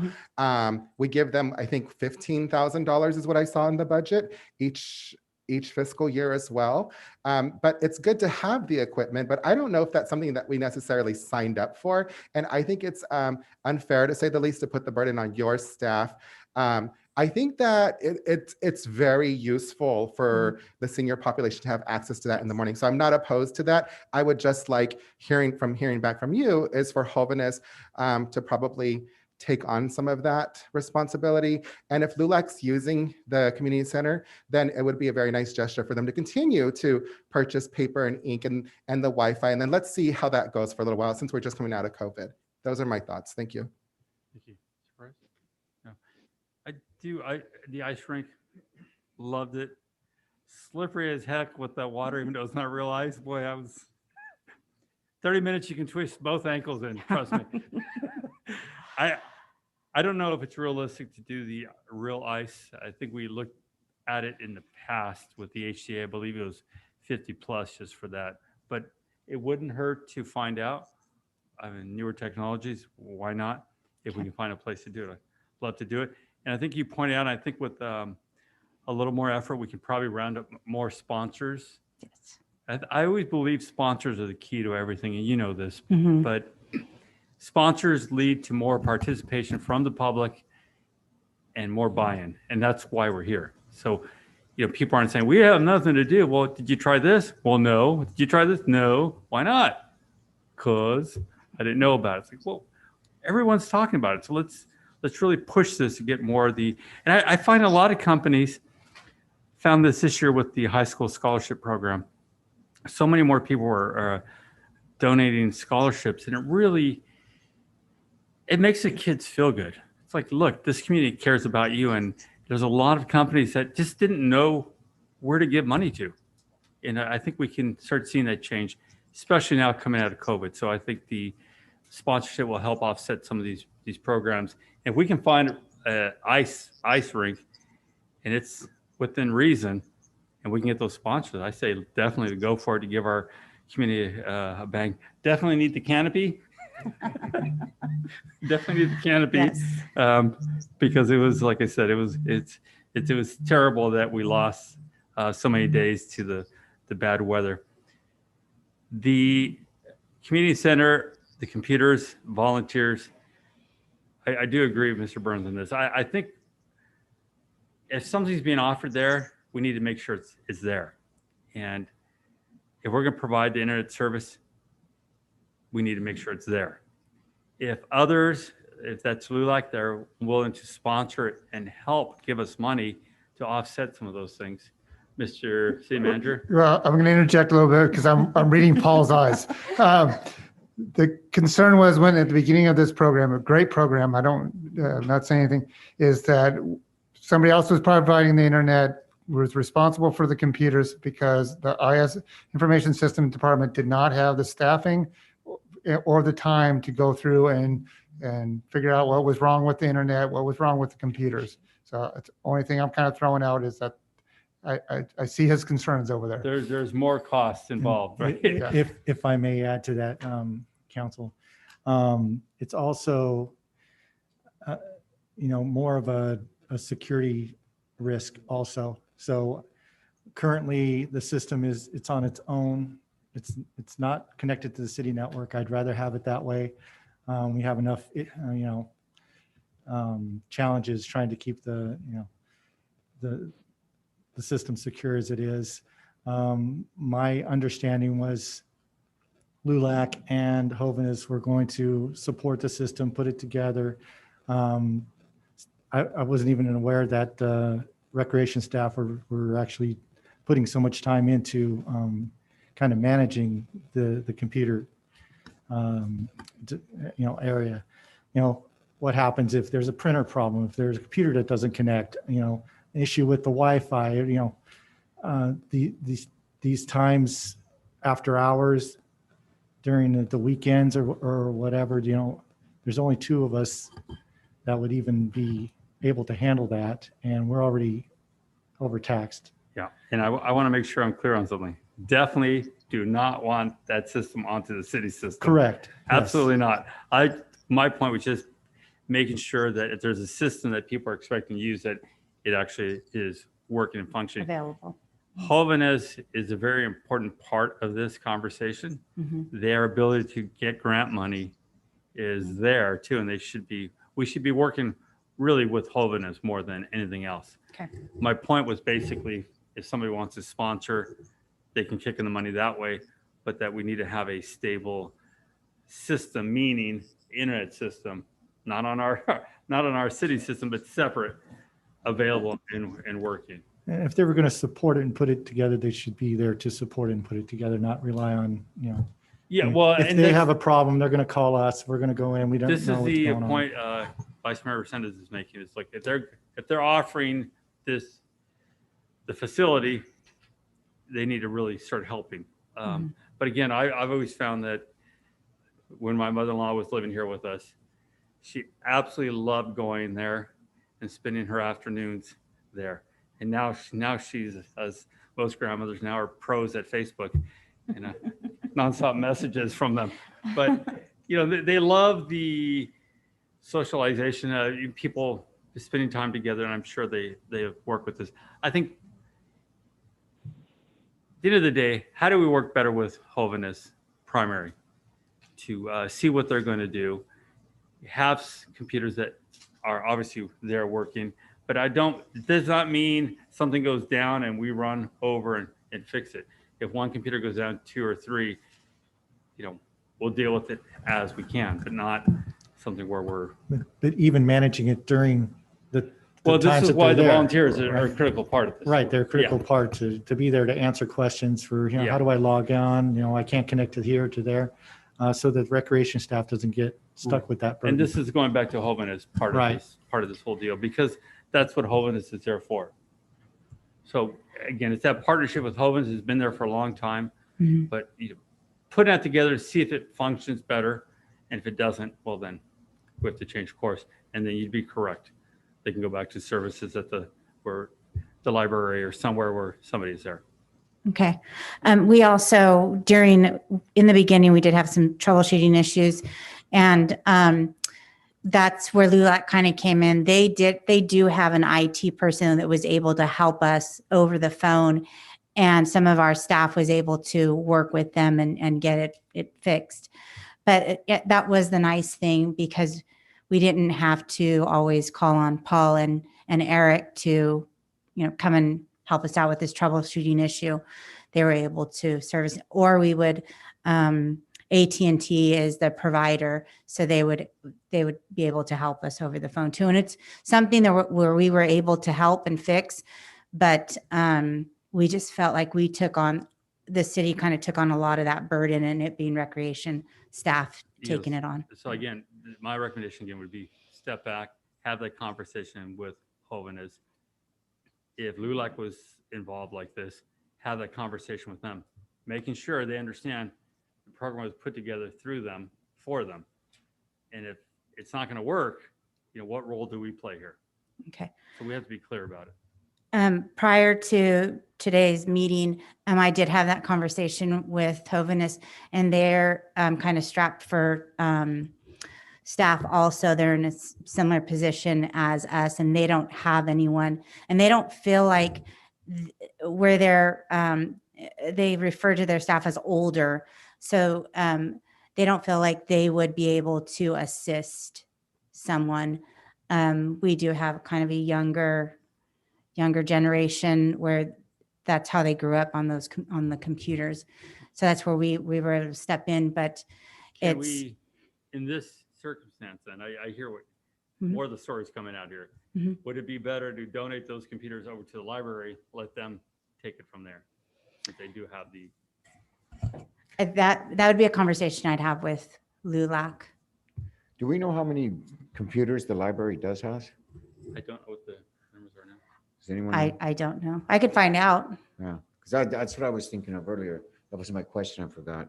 Well, And see, is I it- read your mind. I took it from you. Councilmember Perez, I know they have like PCs. So I'm wondering, do you guys I have think it was like maybe PCs or 6. laptops? They're PCs. They're not- PCs yeah. as well. So I know that they have probably around 6 PCs, and then they have tables set up for people to come in with laptops. I don't know, Mm. but we can check with them. I think that's a And I think great they have suggestion. internet. Yeah, and then. They do have maybe- internet yeah, as maybe well. maybe this is the answer in the end, because obviously it was never intended for us to watch over the whole thing. And if it's becoming our deal, then it's shift that back over, because in that case, absolutely correct. It's going to start taking up a lot of our time. Yes. Mayor, if I can, I think I can sum up, hopefully this was the consensus, is that for this last item, we will work with Hobanus and LULAC, come up with a solution outside of the budget process.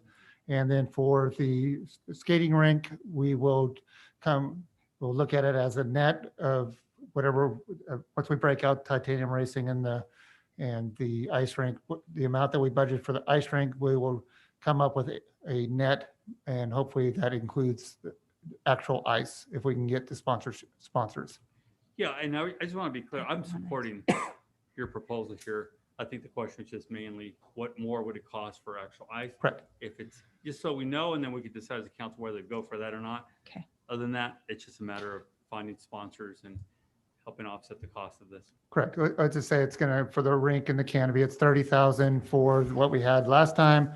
But if we can find a I'm system. looking at the 43,000 as that number. That's the Oh, state. Yeah. oh, that was supposed to be including titanium race. That's the race company Right, that's also. including the Right. racing we talked So, but I would say it's 30,000. We can find actual ice, for 50 and $20,000 in sponsors. We'll go with that because it's just in the net effect. about. Gotcha. Thank you. Or if we can reach out to I'm more than happy to approach a supervisor to ask them to sponsor that as well. Perfect. Yeah, any findings that we can get. Like I said, we'll look at it as a net figure.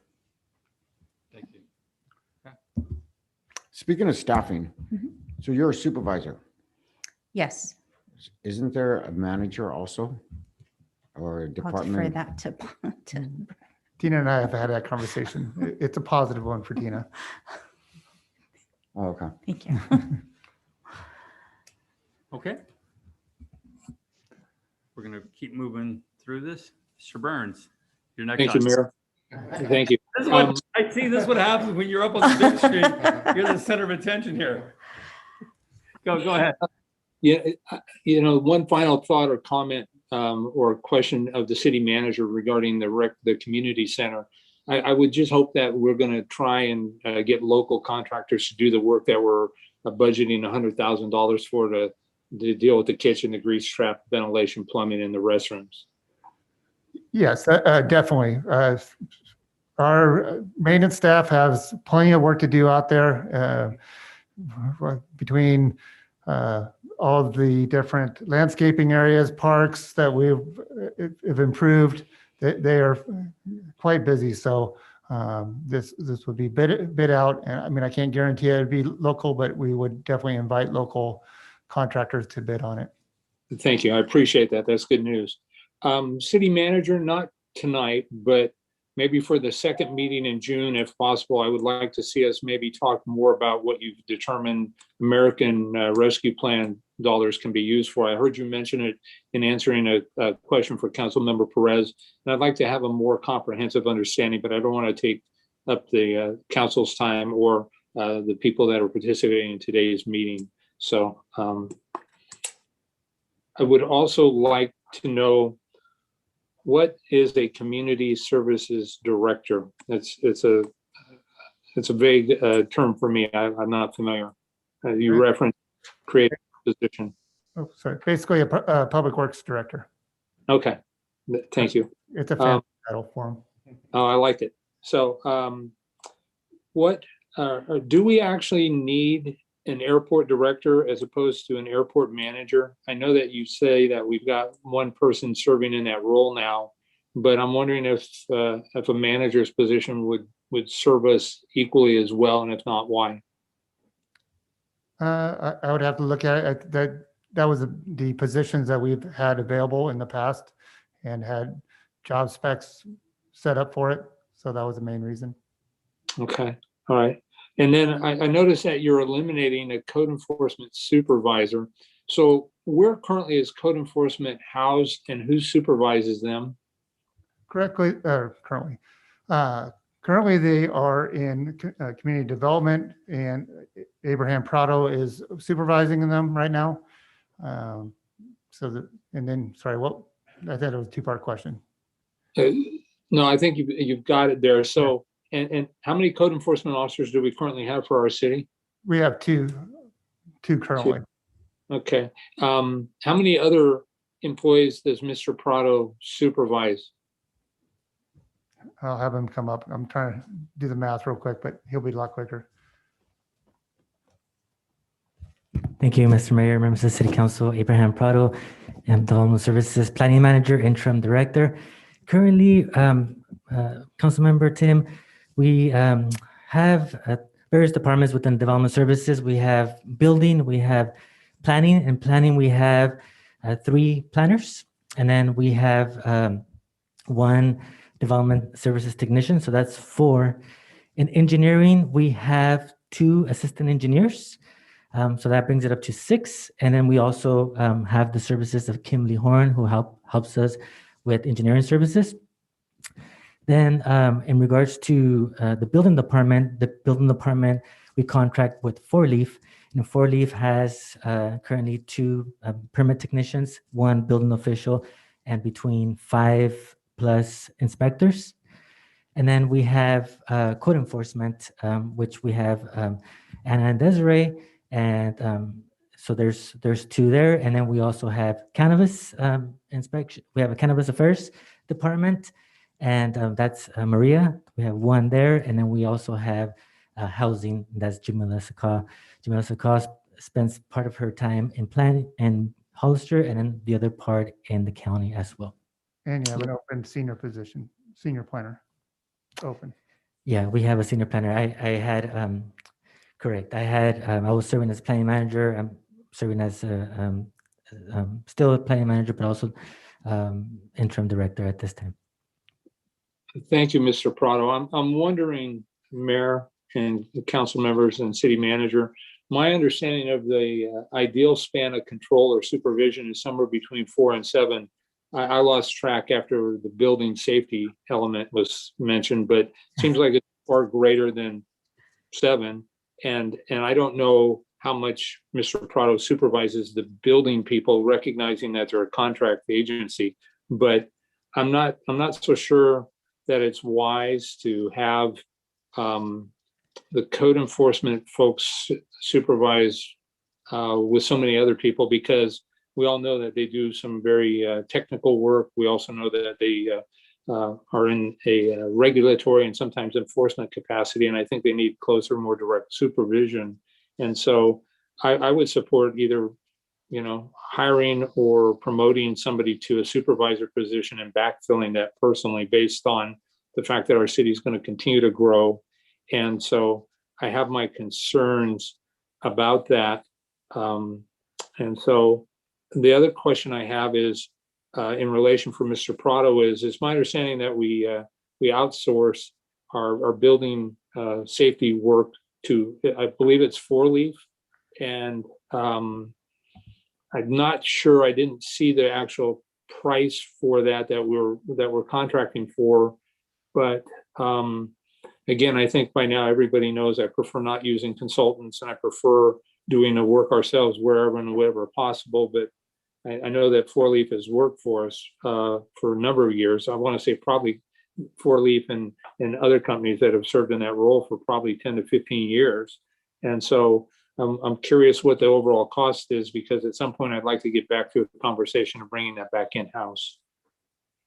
Yes, thank you, Mr. Councilmember Tim. So yes, on regards to the building department, currently the city of Hollister has 4 Leaf, as you indicated, and the contract right now is percentage based. So out of every building department that is issued, the city of Hollister gets a certain percentage. I believe it's 40%. 45%. 45%. It used to be 40, now we got 45. Thank you, Mr. City Manager. 45%, and then the 4 Leaf collects the rest. The rest of that. So it is based on percentage. The building permit that comes in, we work very closely with the building department. Pretty much Unless it's strictly tenant improvements, everything gets routed to planning. So we make sure that we oversee all the building that's going on. And we work closely before any project gets entitled. We work closely with the building department, with the building official. They are part of our development review committee meeting, which we get comments from before a project gets before the planning commission or city council. So yes, we work very closely with them in that regards. And in regards to the funding of this department, it is percentage based. Thank you, Mr. Prado. At some point, I would actually like to see a hard number for what that 55% is over a course of a year, to see, again, if we're getting our value for that 55%. That seems like a high number to me, but then I don't know, first of all, what that raw dollar number is, that gross dollar number. And I don't know what their cost of doing business is to provide that degree and level of service. And I recognize and acknowledge that for well over 10 years, this has been the city's past practice, but I'm not always convinced that past practice is best practice. And so I'd like to look at that down the road, definitely before the contract is renewed. So Mayor, City Manager, that concludes my questions in relation to our services, planning and building.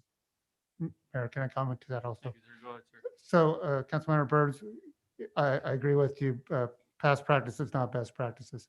So, but the main reason that Four Leaf, or I can't remember the name of the company before Four Leaf was brought in, it was prior to me, but it did make a lot of sense. Four Leaf is able to scale up or scale down as necessary, as building increases or decreases. So before here, I was with Butte County when one of the big economic downturns happened. And one of the biggest hurdles they had was laying people off in a timely manner compared to building revenues. They just dried up. So then they still had staff that they had to lay off and had those issues.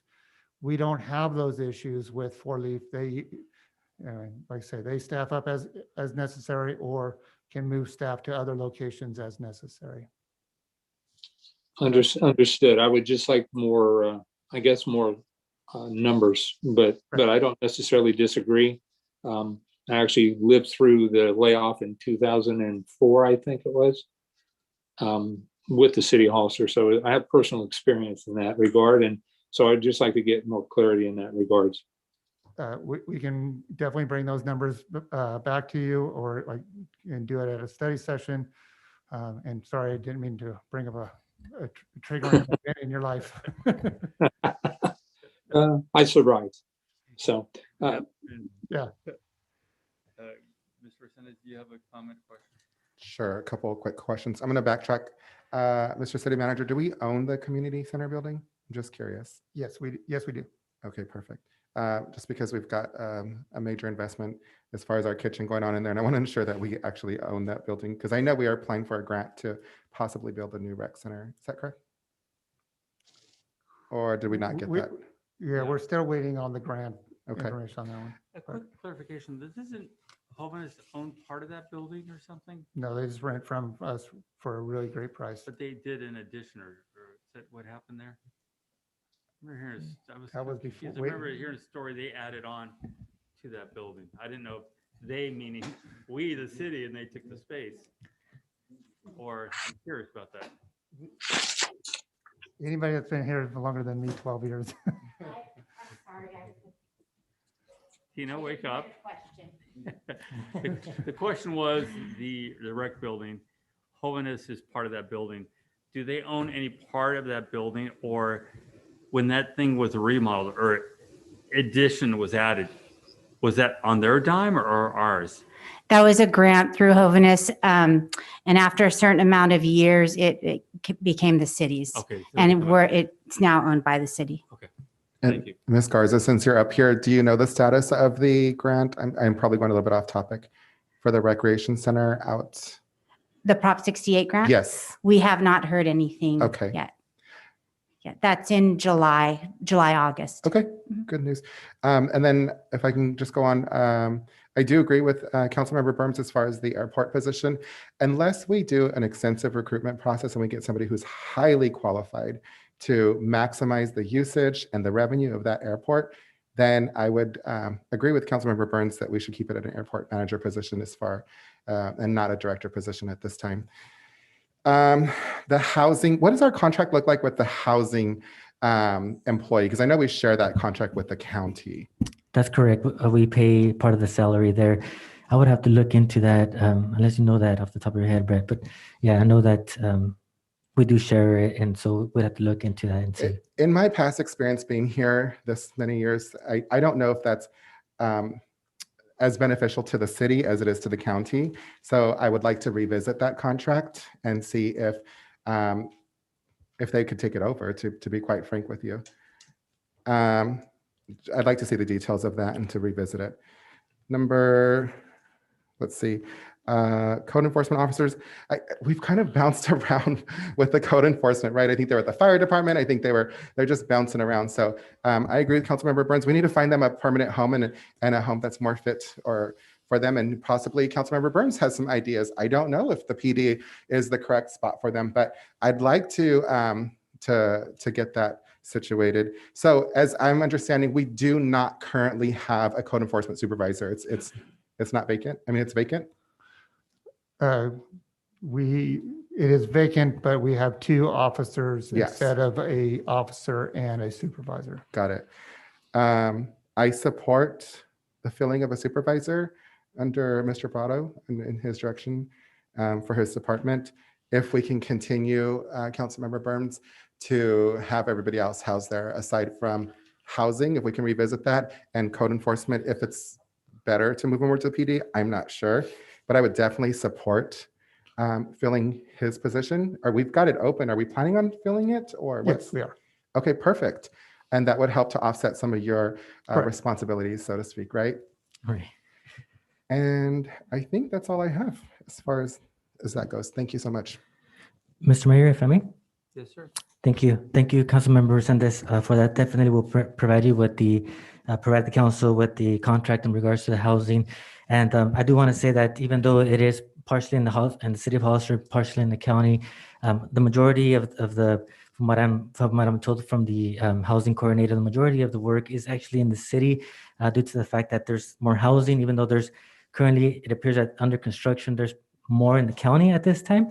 But existing in regards to all the different programs that we have that we're managing through the previously RDA that no longer exists after 2012, it is mostly within the city that housing coordinator works through, but definitely can provide you with that information, the whole council for your review. And in regards to the code enforcement officers, yeah, we are definitely busy in regards to those calls. A lot of them are calls for substandard housing. We currently have probably between talking with Desiree in contact in my communication with Desiree, we have quite a bit of calls.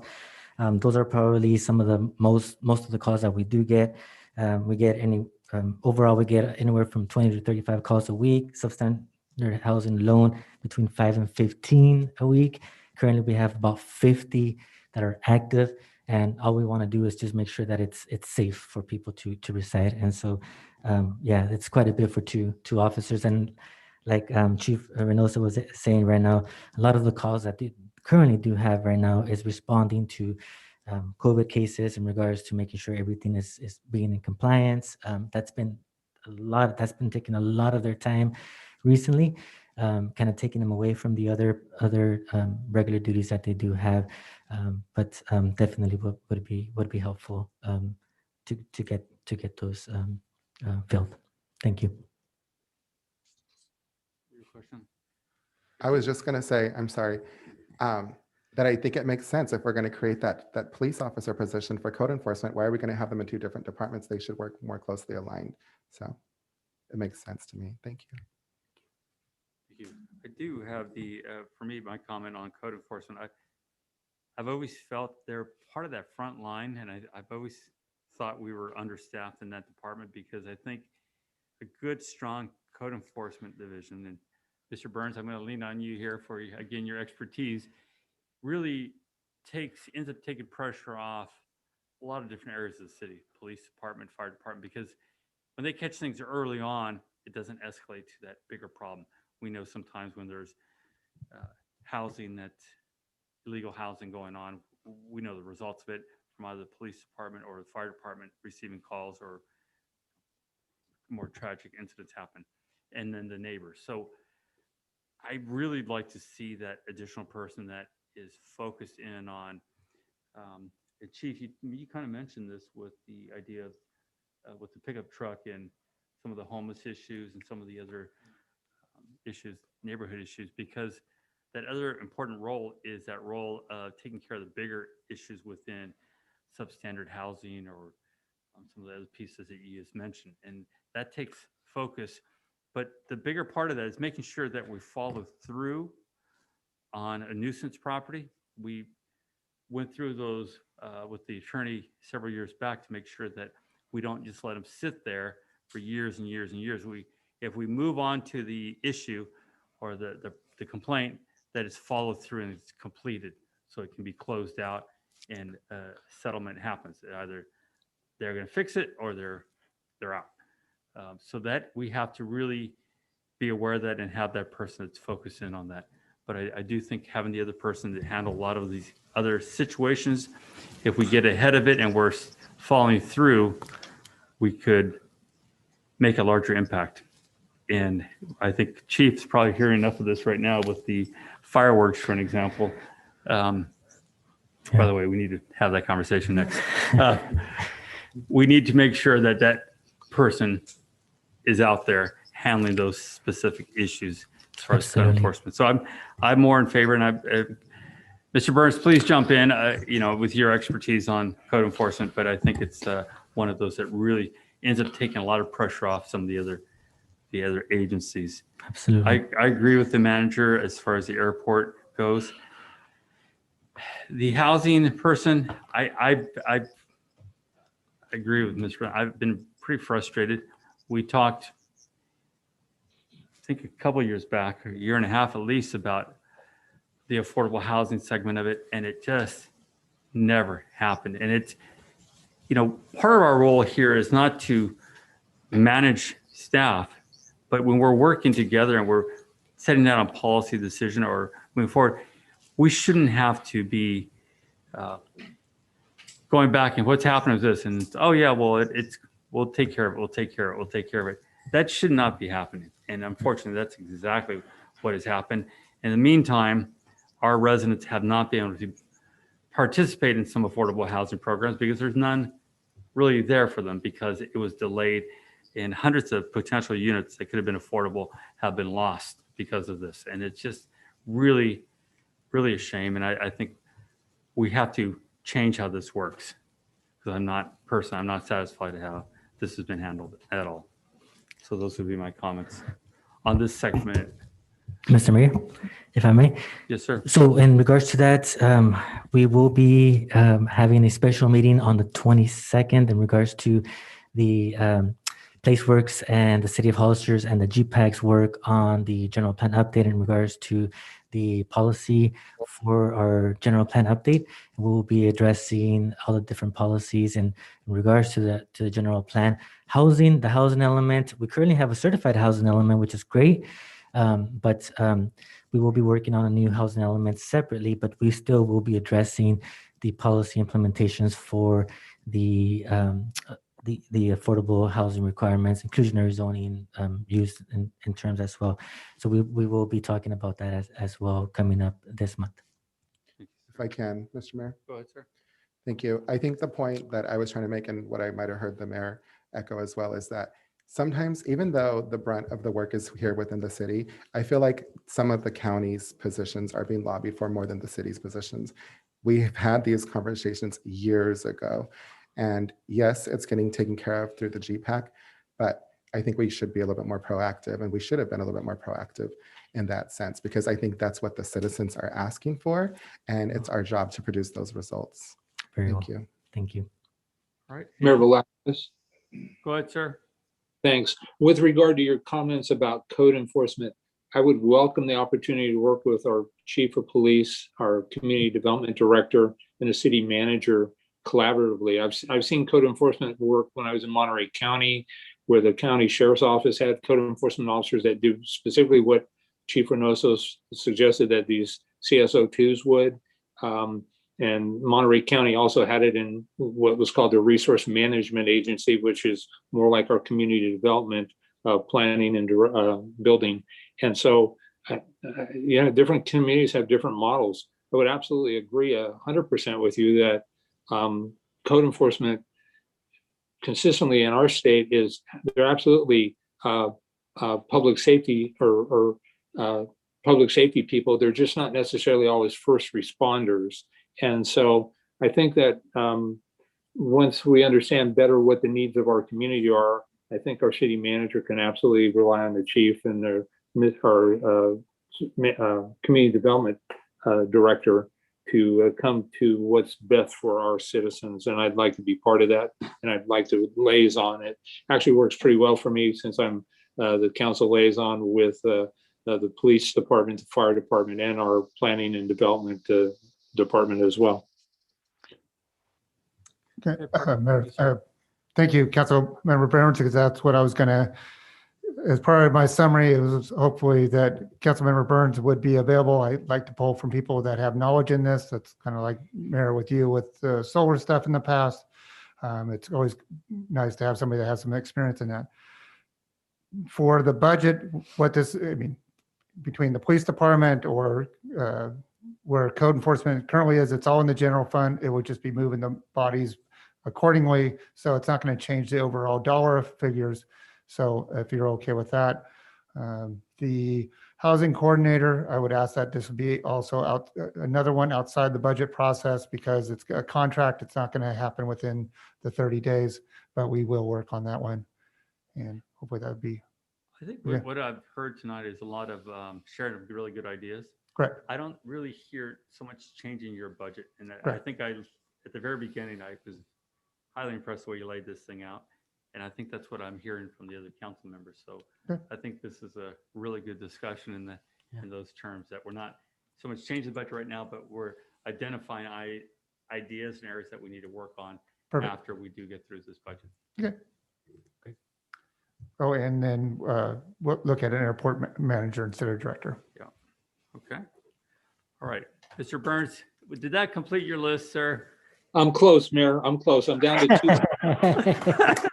I'm starting to doubt this. I apologize, but Oh, new guy out, just got these questions that are burning to know the answers to. So the clerk is going to put you on a 3-minute time limit here. perfect. I'm used to it. I'm familiar. Start the clock. This one's going to be. No, you think all the time. I'm good. I'm good. I have to tell you, all of you, this is probably one of the best budget experiences I've had so far, my time here at the city. And I'm really impressed by it also. Go ahead, sir. Thanks. City clerk, start the clock. So for the city manager, I'm curious about when it's time to have contract discussions with our contract city attorney. I'd like to know more about that. I'm not convinced that we don't have a need with the continued growth in Hollister for a full-time attorney, and I would just like to maybe have that come back after the sometime in maybe September or closer proximity to when that contract expires, if it does expire. Will do. Thank you. See, I told you I'm under 3 minutes by far. And then my final question was, with regard to beyond the budget, I'm wondering if there's a way to focus more specifically. You focused on roadways and alleyways, but I really would like to focus on alleyways and see how we can start moving forward somehow. And I'm just wide open. And finally, it was actually a 2-part question comment, would be, I know that we've got a special election scheduled for November, and I know that we have a general election the following November, as I understand it. And I'm very much interested in increasing the TOT. I think maybe there needs to be a pronounced education experience with our community so that people clearly understand what that means. It's just 8% is just it's in my word unacceptable. And so I just wanted to put that out there, and you can stop the clock because that completes my questions and concerns. Thank you. Thank you, Mayor. Thank you, City Manager. Thank you, Council. Thank Jeff- you. Mr. Councilmember Moore, Burns? if I could just What? comment real quickly on the measure or initiative. I don't think we are going to make, we would have to work really hard to put it on the special election, but it's definitely a possibility for 2022. I think on that item, really, you'd want as many people coming out as possible, and that would probably be much better in 2022, because what that would cause is a citywide election in this cycle, which would Correct, increase the cost of the election for Correct. us considerably. And I'm not sure if these items can actually be put on a special election. But yeah, as Councilmember Burns said, the transient occupancy tax, it failed before because everybody thought it was taxing the citizens, where that is taxing the people that are coming to visit us and not our citizens. But it requires that kind of education, and we would need well in advance of a year. For Measure W, we did numerous educational activities. I know that, like the different, the police union, fire union, there was grassroots organizations that were working on getting Measure W passed for the city. And so that's what we would need, that same kind of involvement. Now, I booked several hotel. Matter of fact, before we start the meeting, I was late. I was booking hotel rooms for some of my employees. I booked each week probably 8 to 10 rooms, and I can tell you, most of the cities where I'm booking rooms are upwards of 17%. And I always chuckle at that because I think here we are with 8% on this TOT. So. And my guess is you weren't checking the neighboring cities to see if they had a bit cheaper TOT than. No, it's very internet programs. You find the best deal, and you're going to pay what you pay in TOT, and that's just the way it works. So this idea that you're looking for a cheaper TOT, it's just a fallacy. Going back to the conversation or the point Mr. Burns made about the roads and alleys, and this is again early on. You mentioned the 20 million for the road repair. We're expecting, and this would not affect this budget. So we're clear. But Correct. This would be a separate item outside the budget. Which is a very important conversation. Our report is due back in late June or July for the roads. Correct. And then I think at that time, we really have to have that a few special meetings to figure out this other 40 million for the water lines, the 20 million for the streets, alleys. So this can help. By the way, fixing the water lines will lead to other streets being fixed at the same time. Or alleys, because a lot of our water lines are through the. There's potential of more than just 20 million for the roads here by getting those new water lines put in. So, and I agree with you in that the dollar finance amount right now is low enough that by not doing it, it's going to cost us much, much more as we've experienced in the past. So I'm happy to have that conversation. I'm looking forward to having it with all of you. I think we're going to make a big difference here this year. So I'm excited about that. Also, more on the water line replacement. I would like to know like a little bit more. Are we talking about just going and like fixing 4th Street all the way down, or San Benito Street, or are we still talking patchwork? No, we're talking about going out and replacing a lot of that old cast iron piping that we have that keeps breaking. Brand new everything. Correct. Okay. 4th Street is almost done. One more patchwork and we're done. One more patch. And I think the point of that is when they have to do the repair, they have to connect the connection points too. So Correct. More of the street opens up, which means that entire street has to be repaired too. So this is potential getting a lot more work done out of this. And in all fairness, I've been checking on some of the breaks on 4th Street, and just for public to know that it's not faulty work. It's the ground moving. Oh, Correct. absolutely. Yeah. Yes. Yeah. It's not Absolutely. staff problem with the staff and their competency. It's the ground moving. No, we have incredible staff. So good that Sunny Slope keeps stealing them from us. Yeah. All right. All right. So do we have any other questions at this point? Go ahead, sir. Just a couple quick closing remarks. Number one, I want to say it feels good to be back up here and see you guys all in person. Number two, I just want to say that, thank you to the staff and especially the administrative staff, because I've been up here a couple years already, and Brett and Christine and the mayor know that when it comes to numbers and finances, it makes my head spin. It's not my strong suit. But I know that in your guys' hands that we're going to get really good results for you, for your staff, for us, and then our citizens, first and foremost, get to reap those benefits. So thank you for all the hard work that you guys do. Thank you for coming up with creative ways to help fund that work. And thank your staff for the dedication and the passion that they have in seeing out those policies, number one. And then, of course, I just want to say that Brett's a numbers guy. You guys are lucky. We're lucky. Our city's lucky because with him at the helm, I just feel really comfortable and confident, even before he was our city manager, that we were in good hands. We all went through just a whirlwind, this past year. So thank you guys. It's good to be back. And thank you, city manager, for all your hard work and dedication to our city. Mr. Burns or Mr. President, Ms. Resendez, if there's any other items you'd like to go through, if you had any questions in any departments, we can go through that. If you guys had the chance to go through it, we can go through, as we did earlier with city manager, the overview of the budget. So it really is up to you. I've found in the past going line by line by line by line really made no sense. It was the items that we covered tonight.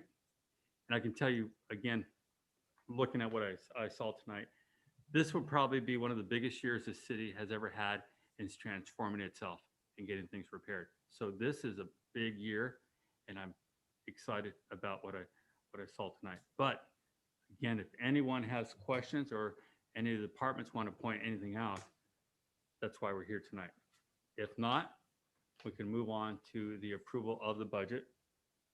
No approval. You're just giving us directions like you did. Okay. We'll bring back the final budget for approval. Okay. Well, Public that makes it comment? even easier. Okay. Public comment, if there's any. Yeah, but I want to make sure there's no other questions from council first or department heads. Mayor Velazquez, Tim Burns. Go ahead, Mr. Burns. Thank you, Mayor. I'm really concerned about where we're going to get the 1 million to 1.4 million for that fire truck that the fire department mentioned with the elevated stream. But I think that's really important. I did hear the fire department talk about how homeowners insurance could be in jeopardy because of that. And I thought I heard him say also with some of the new construction going on. And so for me, I think that's a real critical element. For me, it may actually be the most important thing that was discussed, although I think they're all important in their own unique and own ways. But I also heard, I think it was Council Member Perez ask how long to build once we move forward. And I thought I heard him, the answer was 16 months approximately. So I know you can't fast track things like that, but I really I'm looking to direction from the city manager, how we can move that forward. And I would like to see some sort of an account established moving forward for replacement of equipment. I know earlier in the year, we talked about a street sweeper that was $250,000, and the council decided that the timing wasn't right. And there were some other issues that needed to be addressed. But I think if we were to put money in reserve moving forward, that when things like this happen, if they're on a maintenance schedule or a lifespan, that future councils won't be in difficult circumstances if we can find a way to do that. But I'm very concerned that we need that fire truck like today. And at best, we're probably looking 1.5 to 2 years out. So I don't want that to be delayed unnecessarily. So thank you, Mayor, for humoring me and allowing me to speak.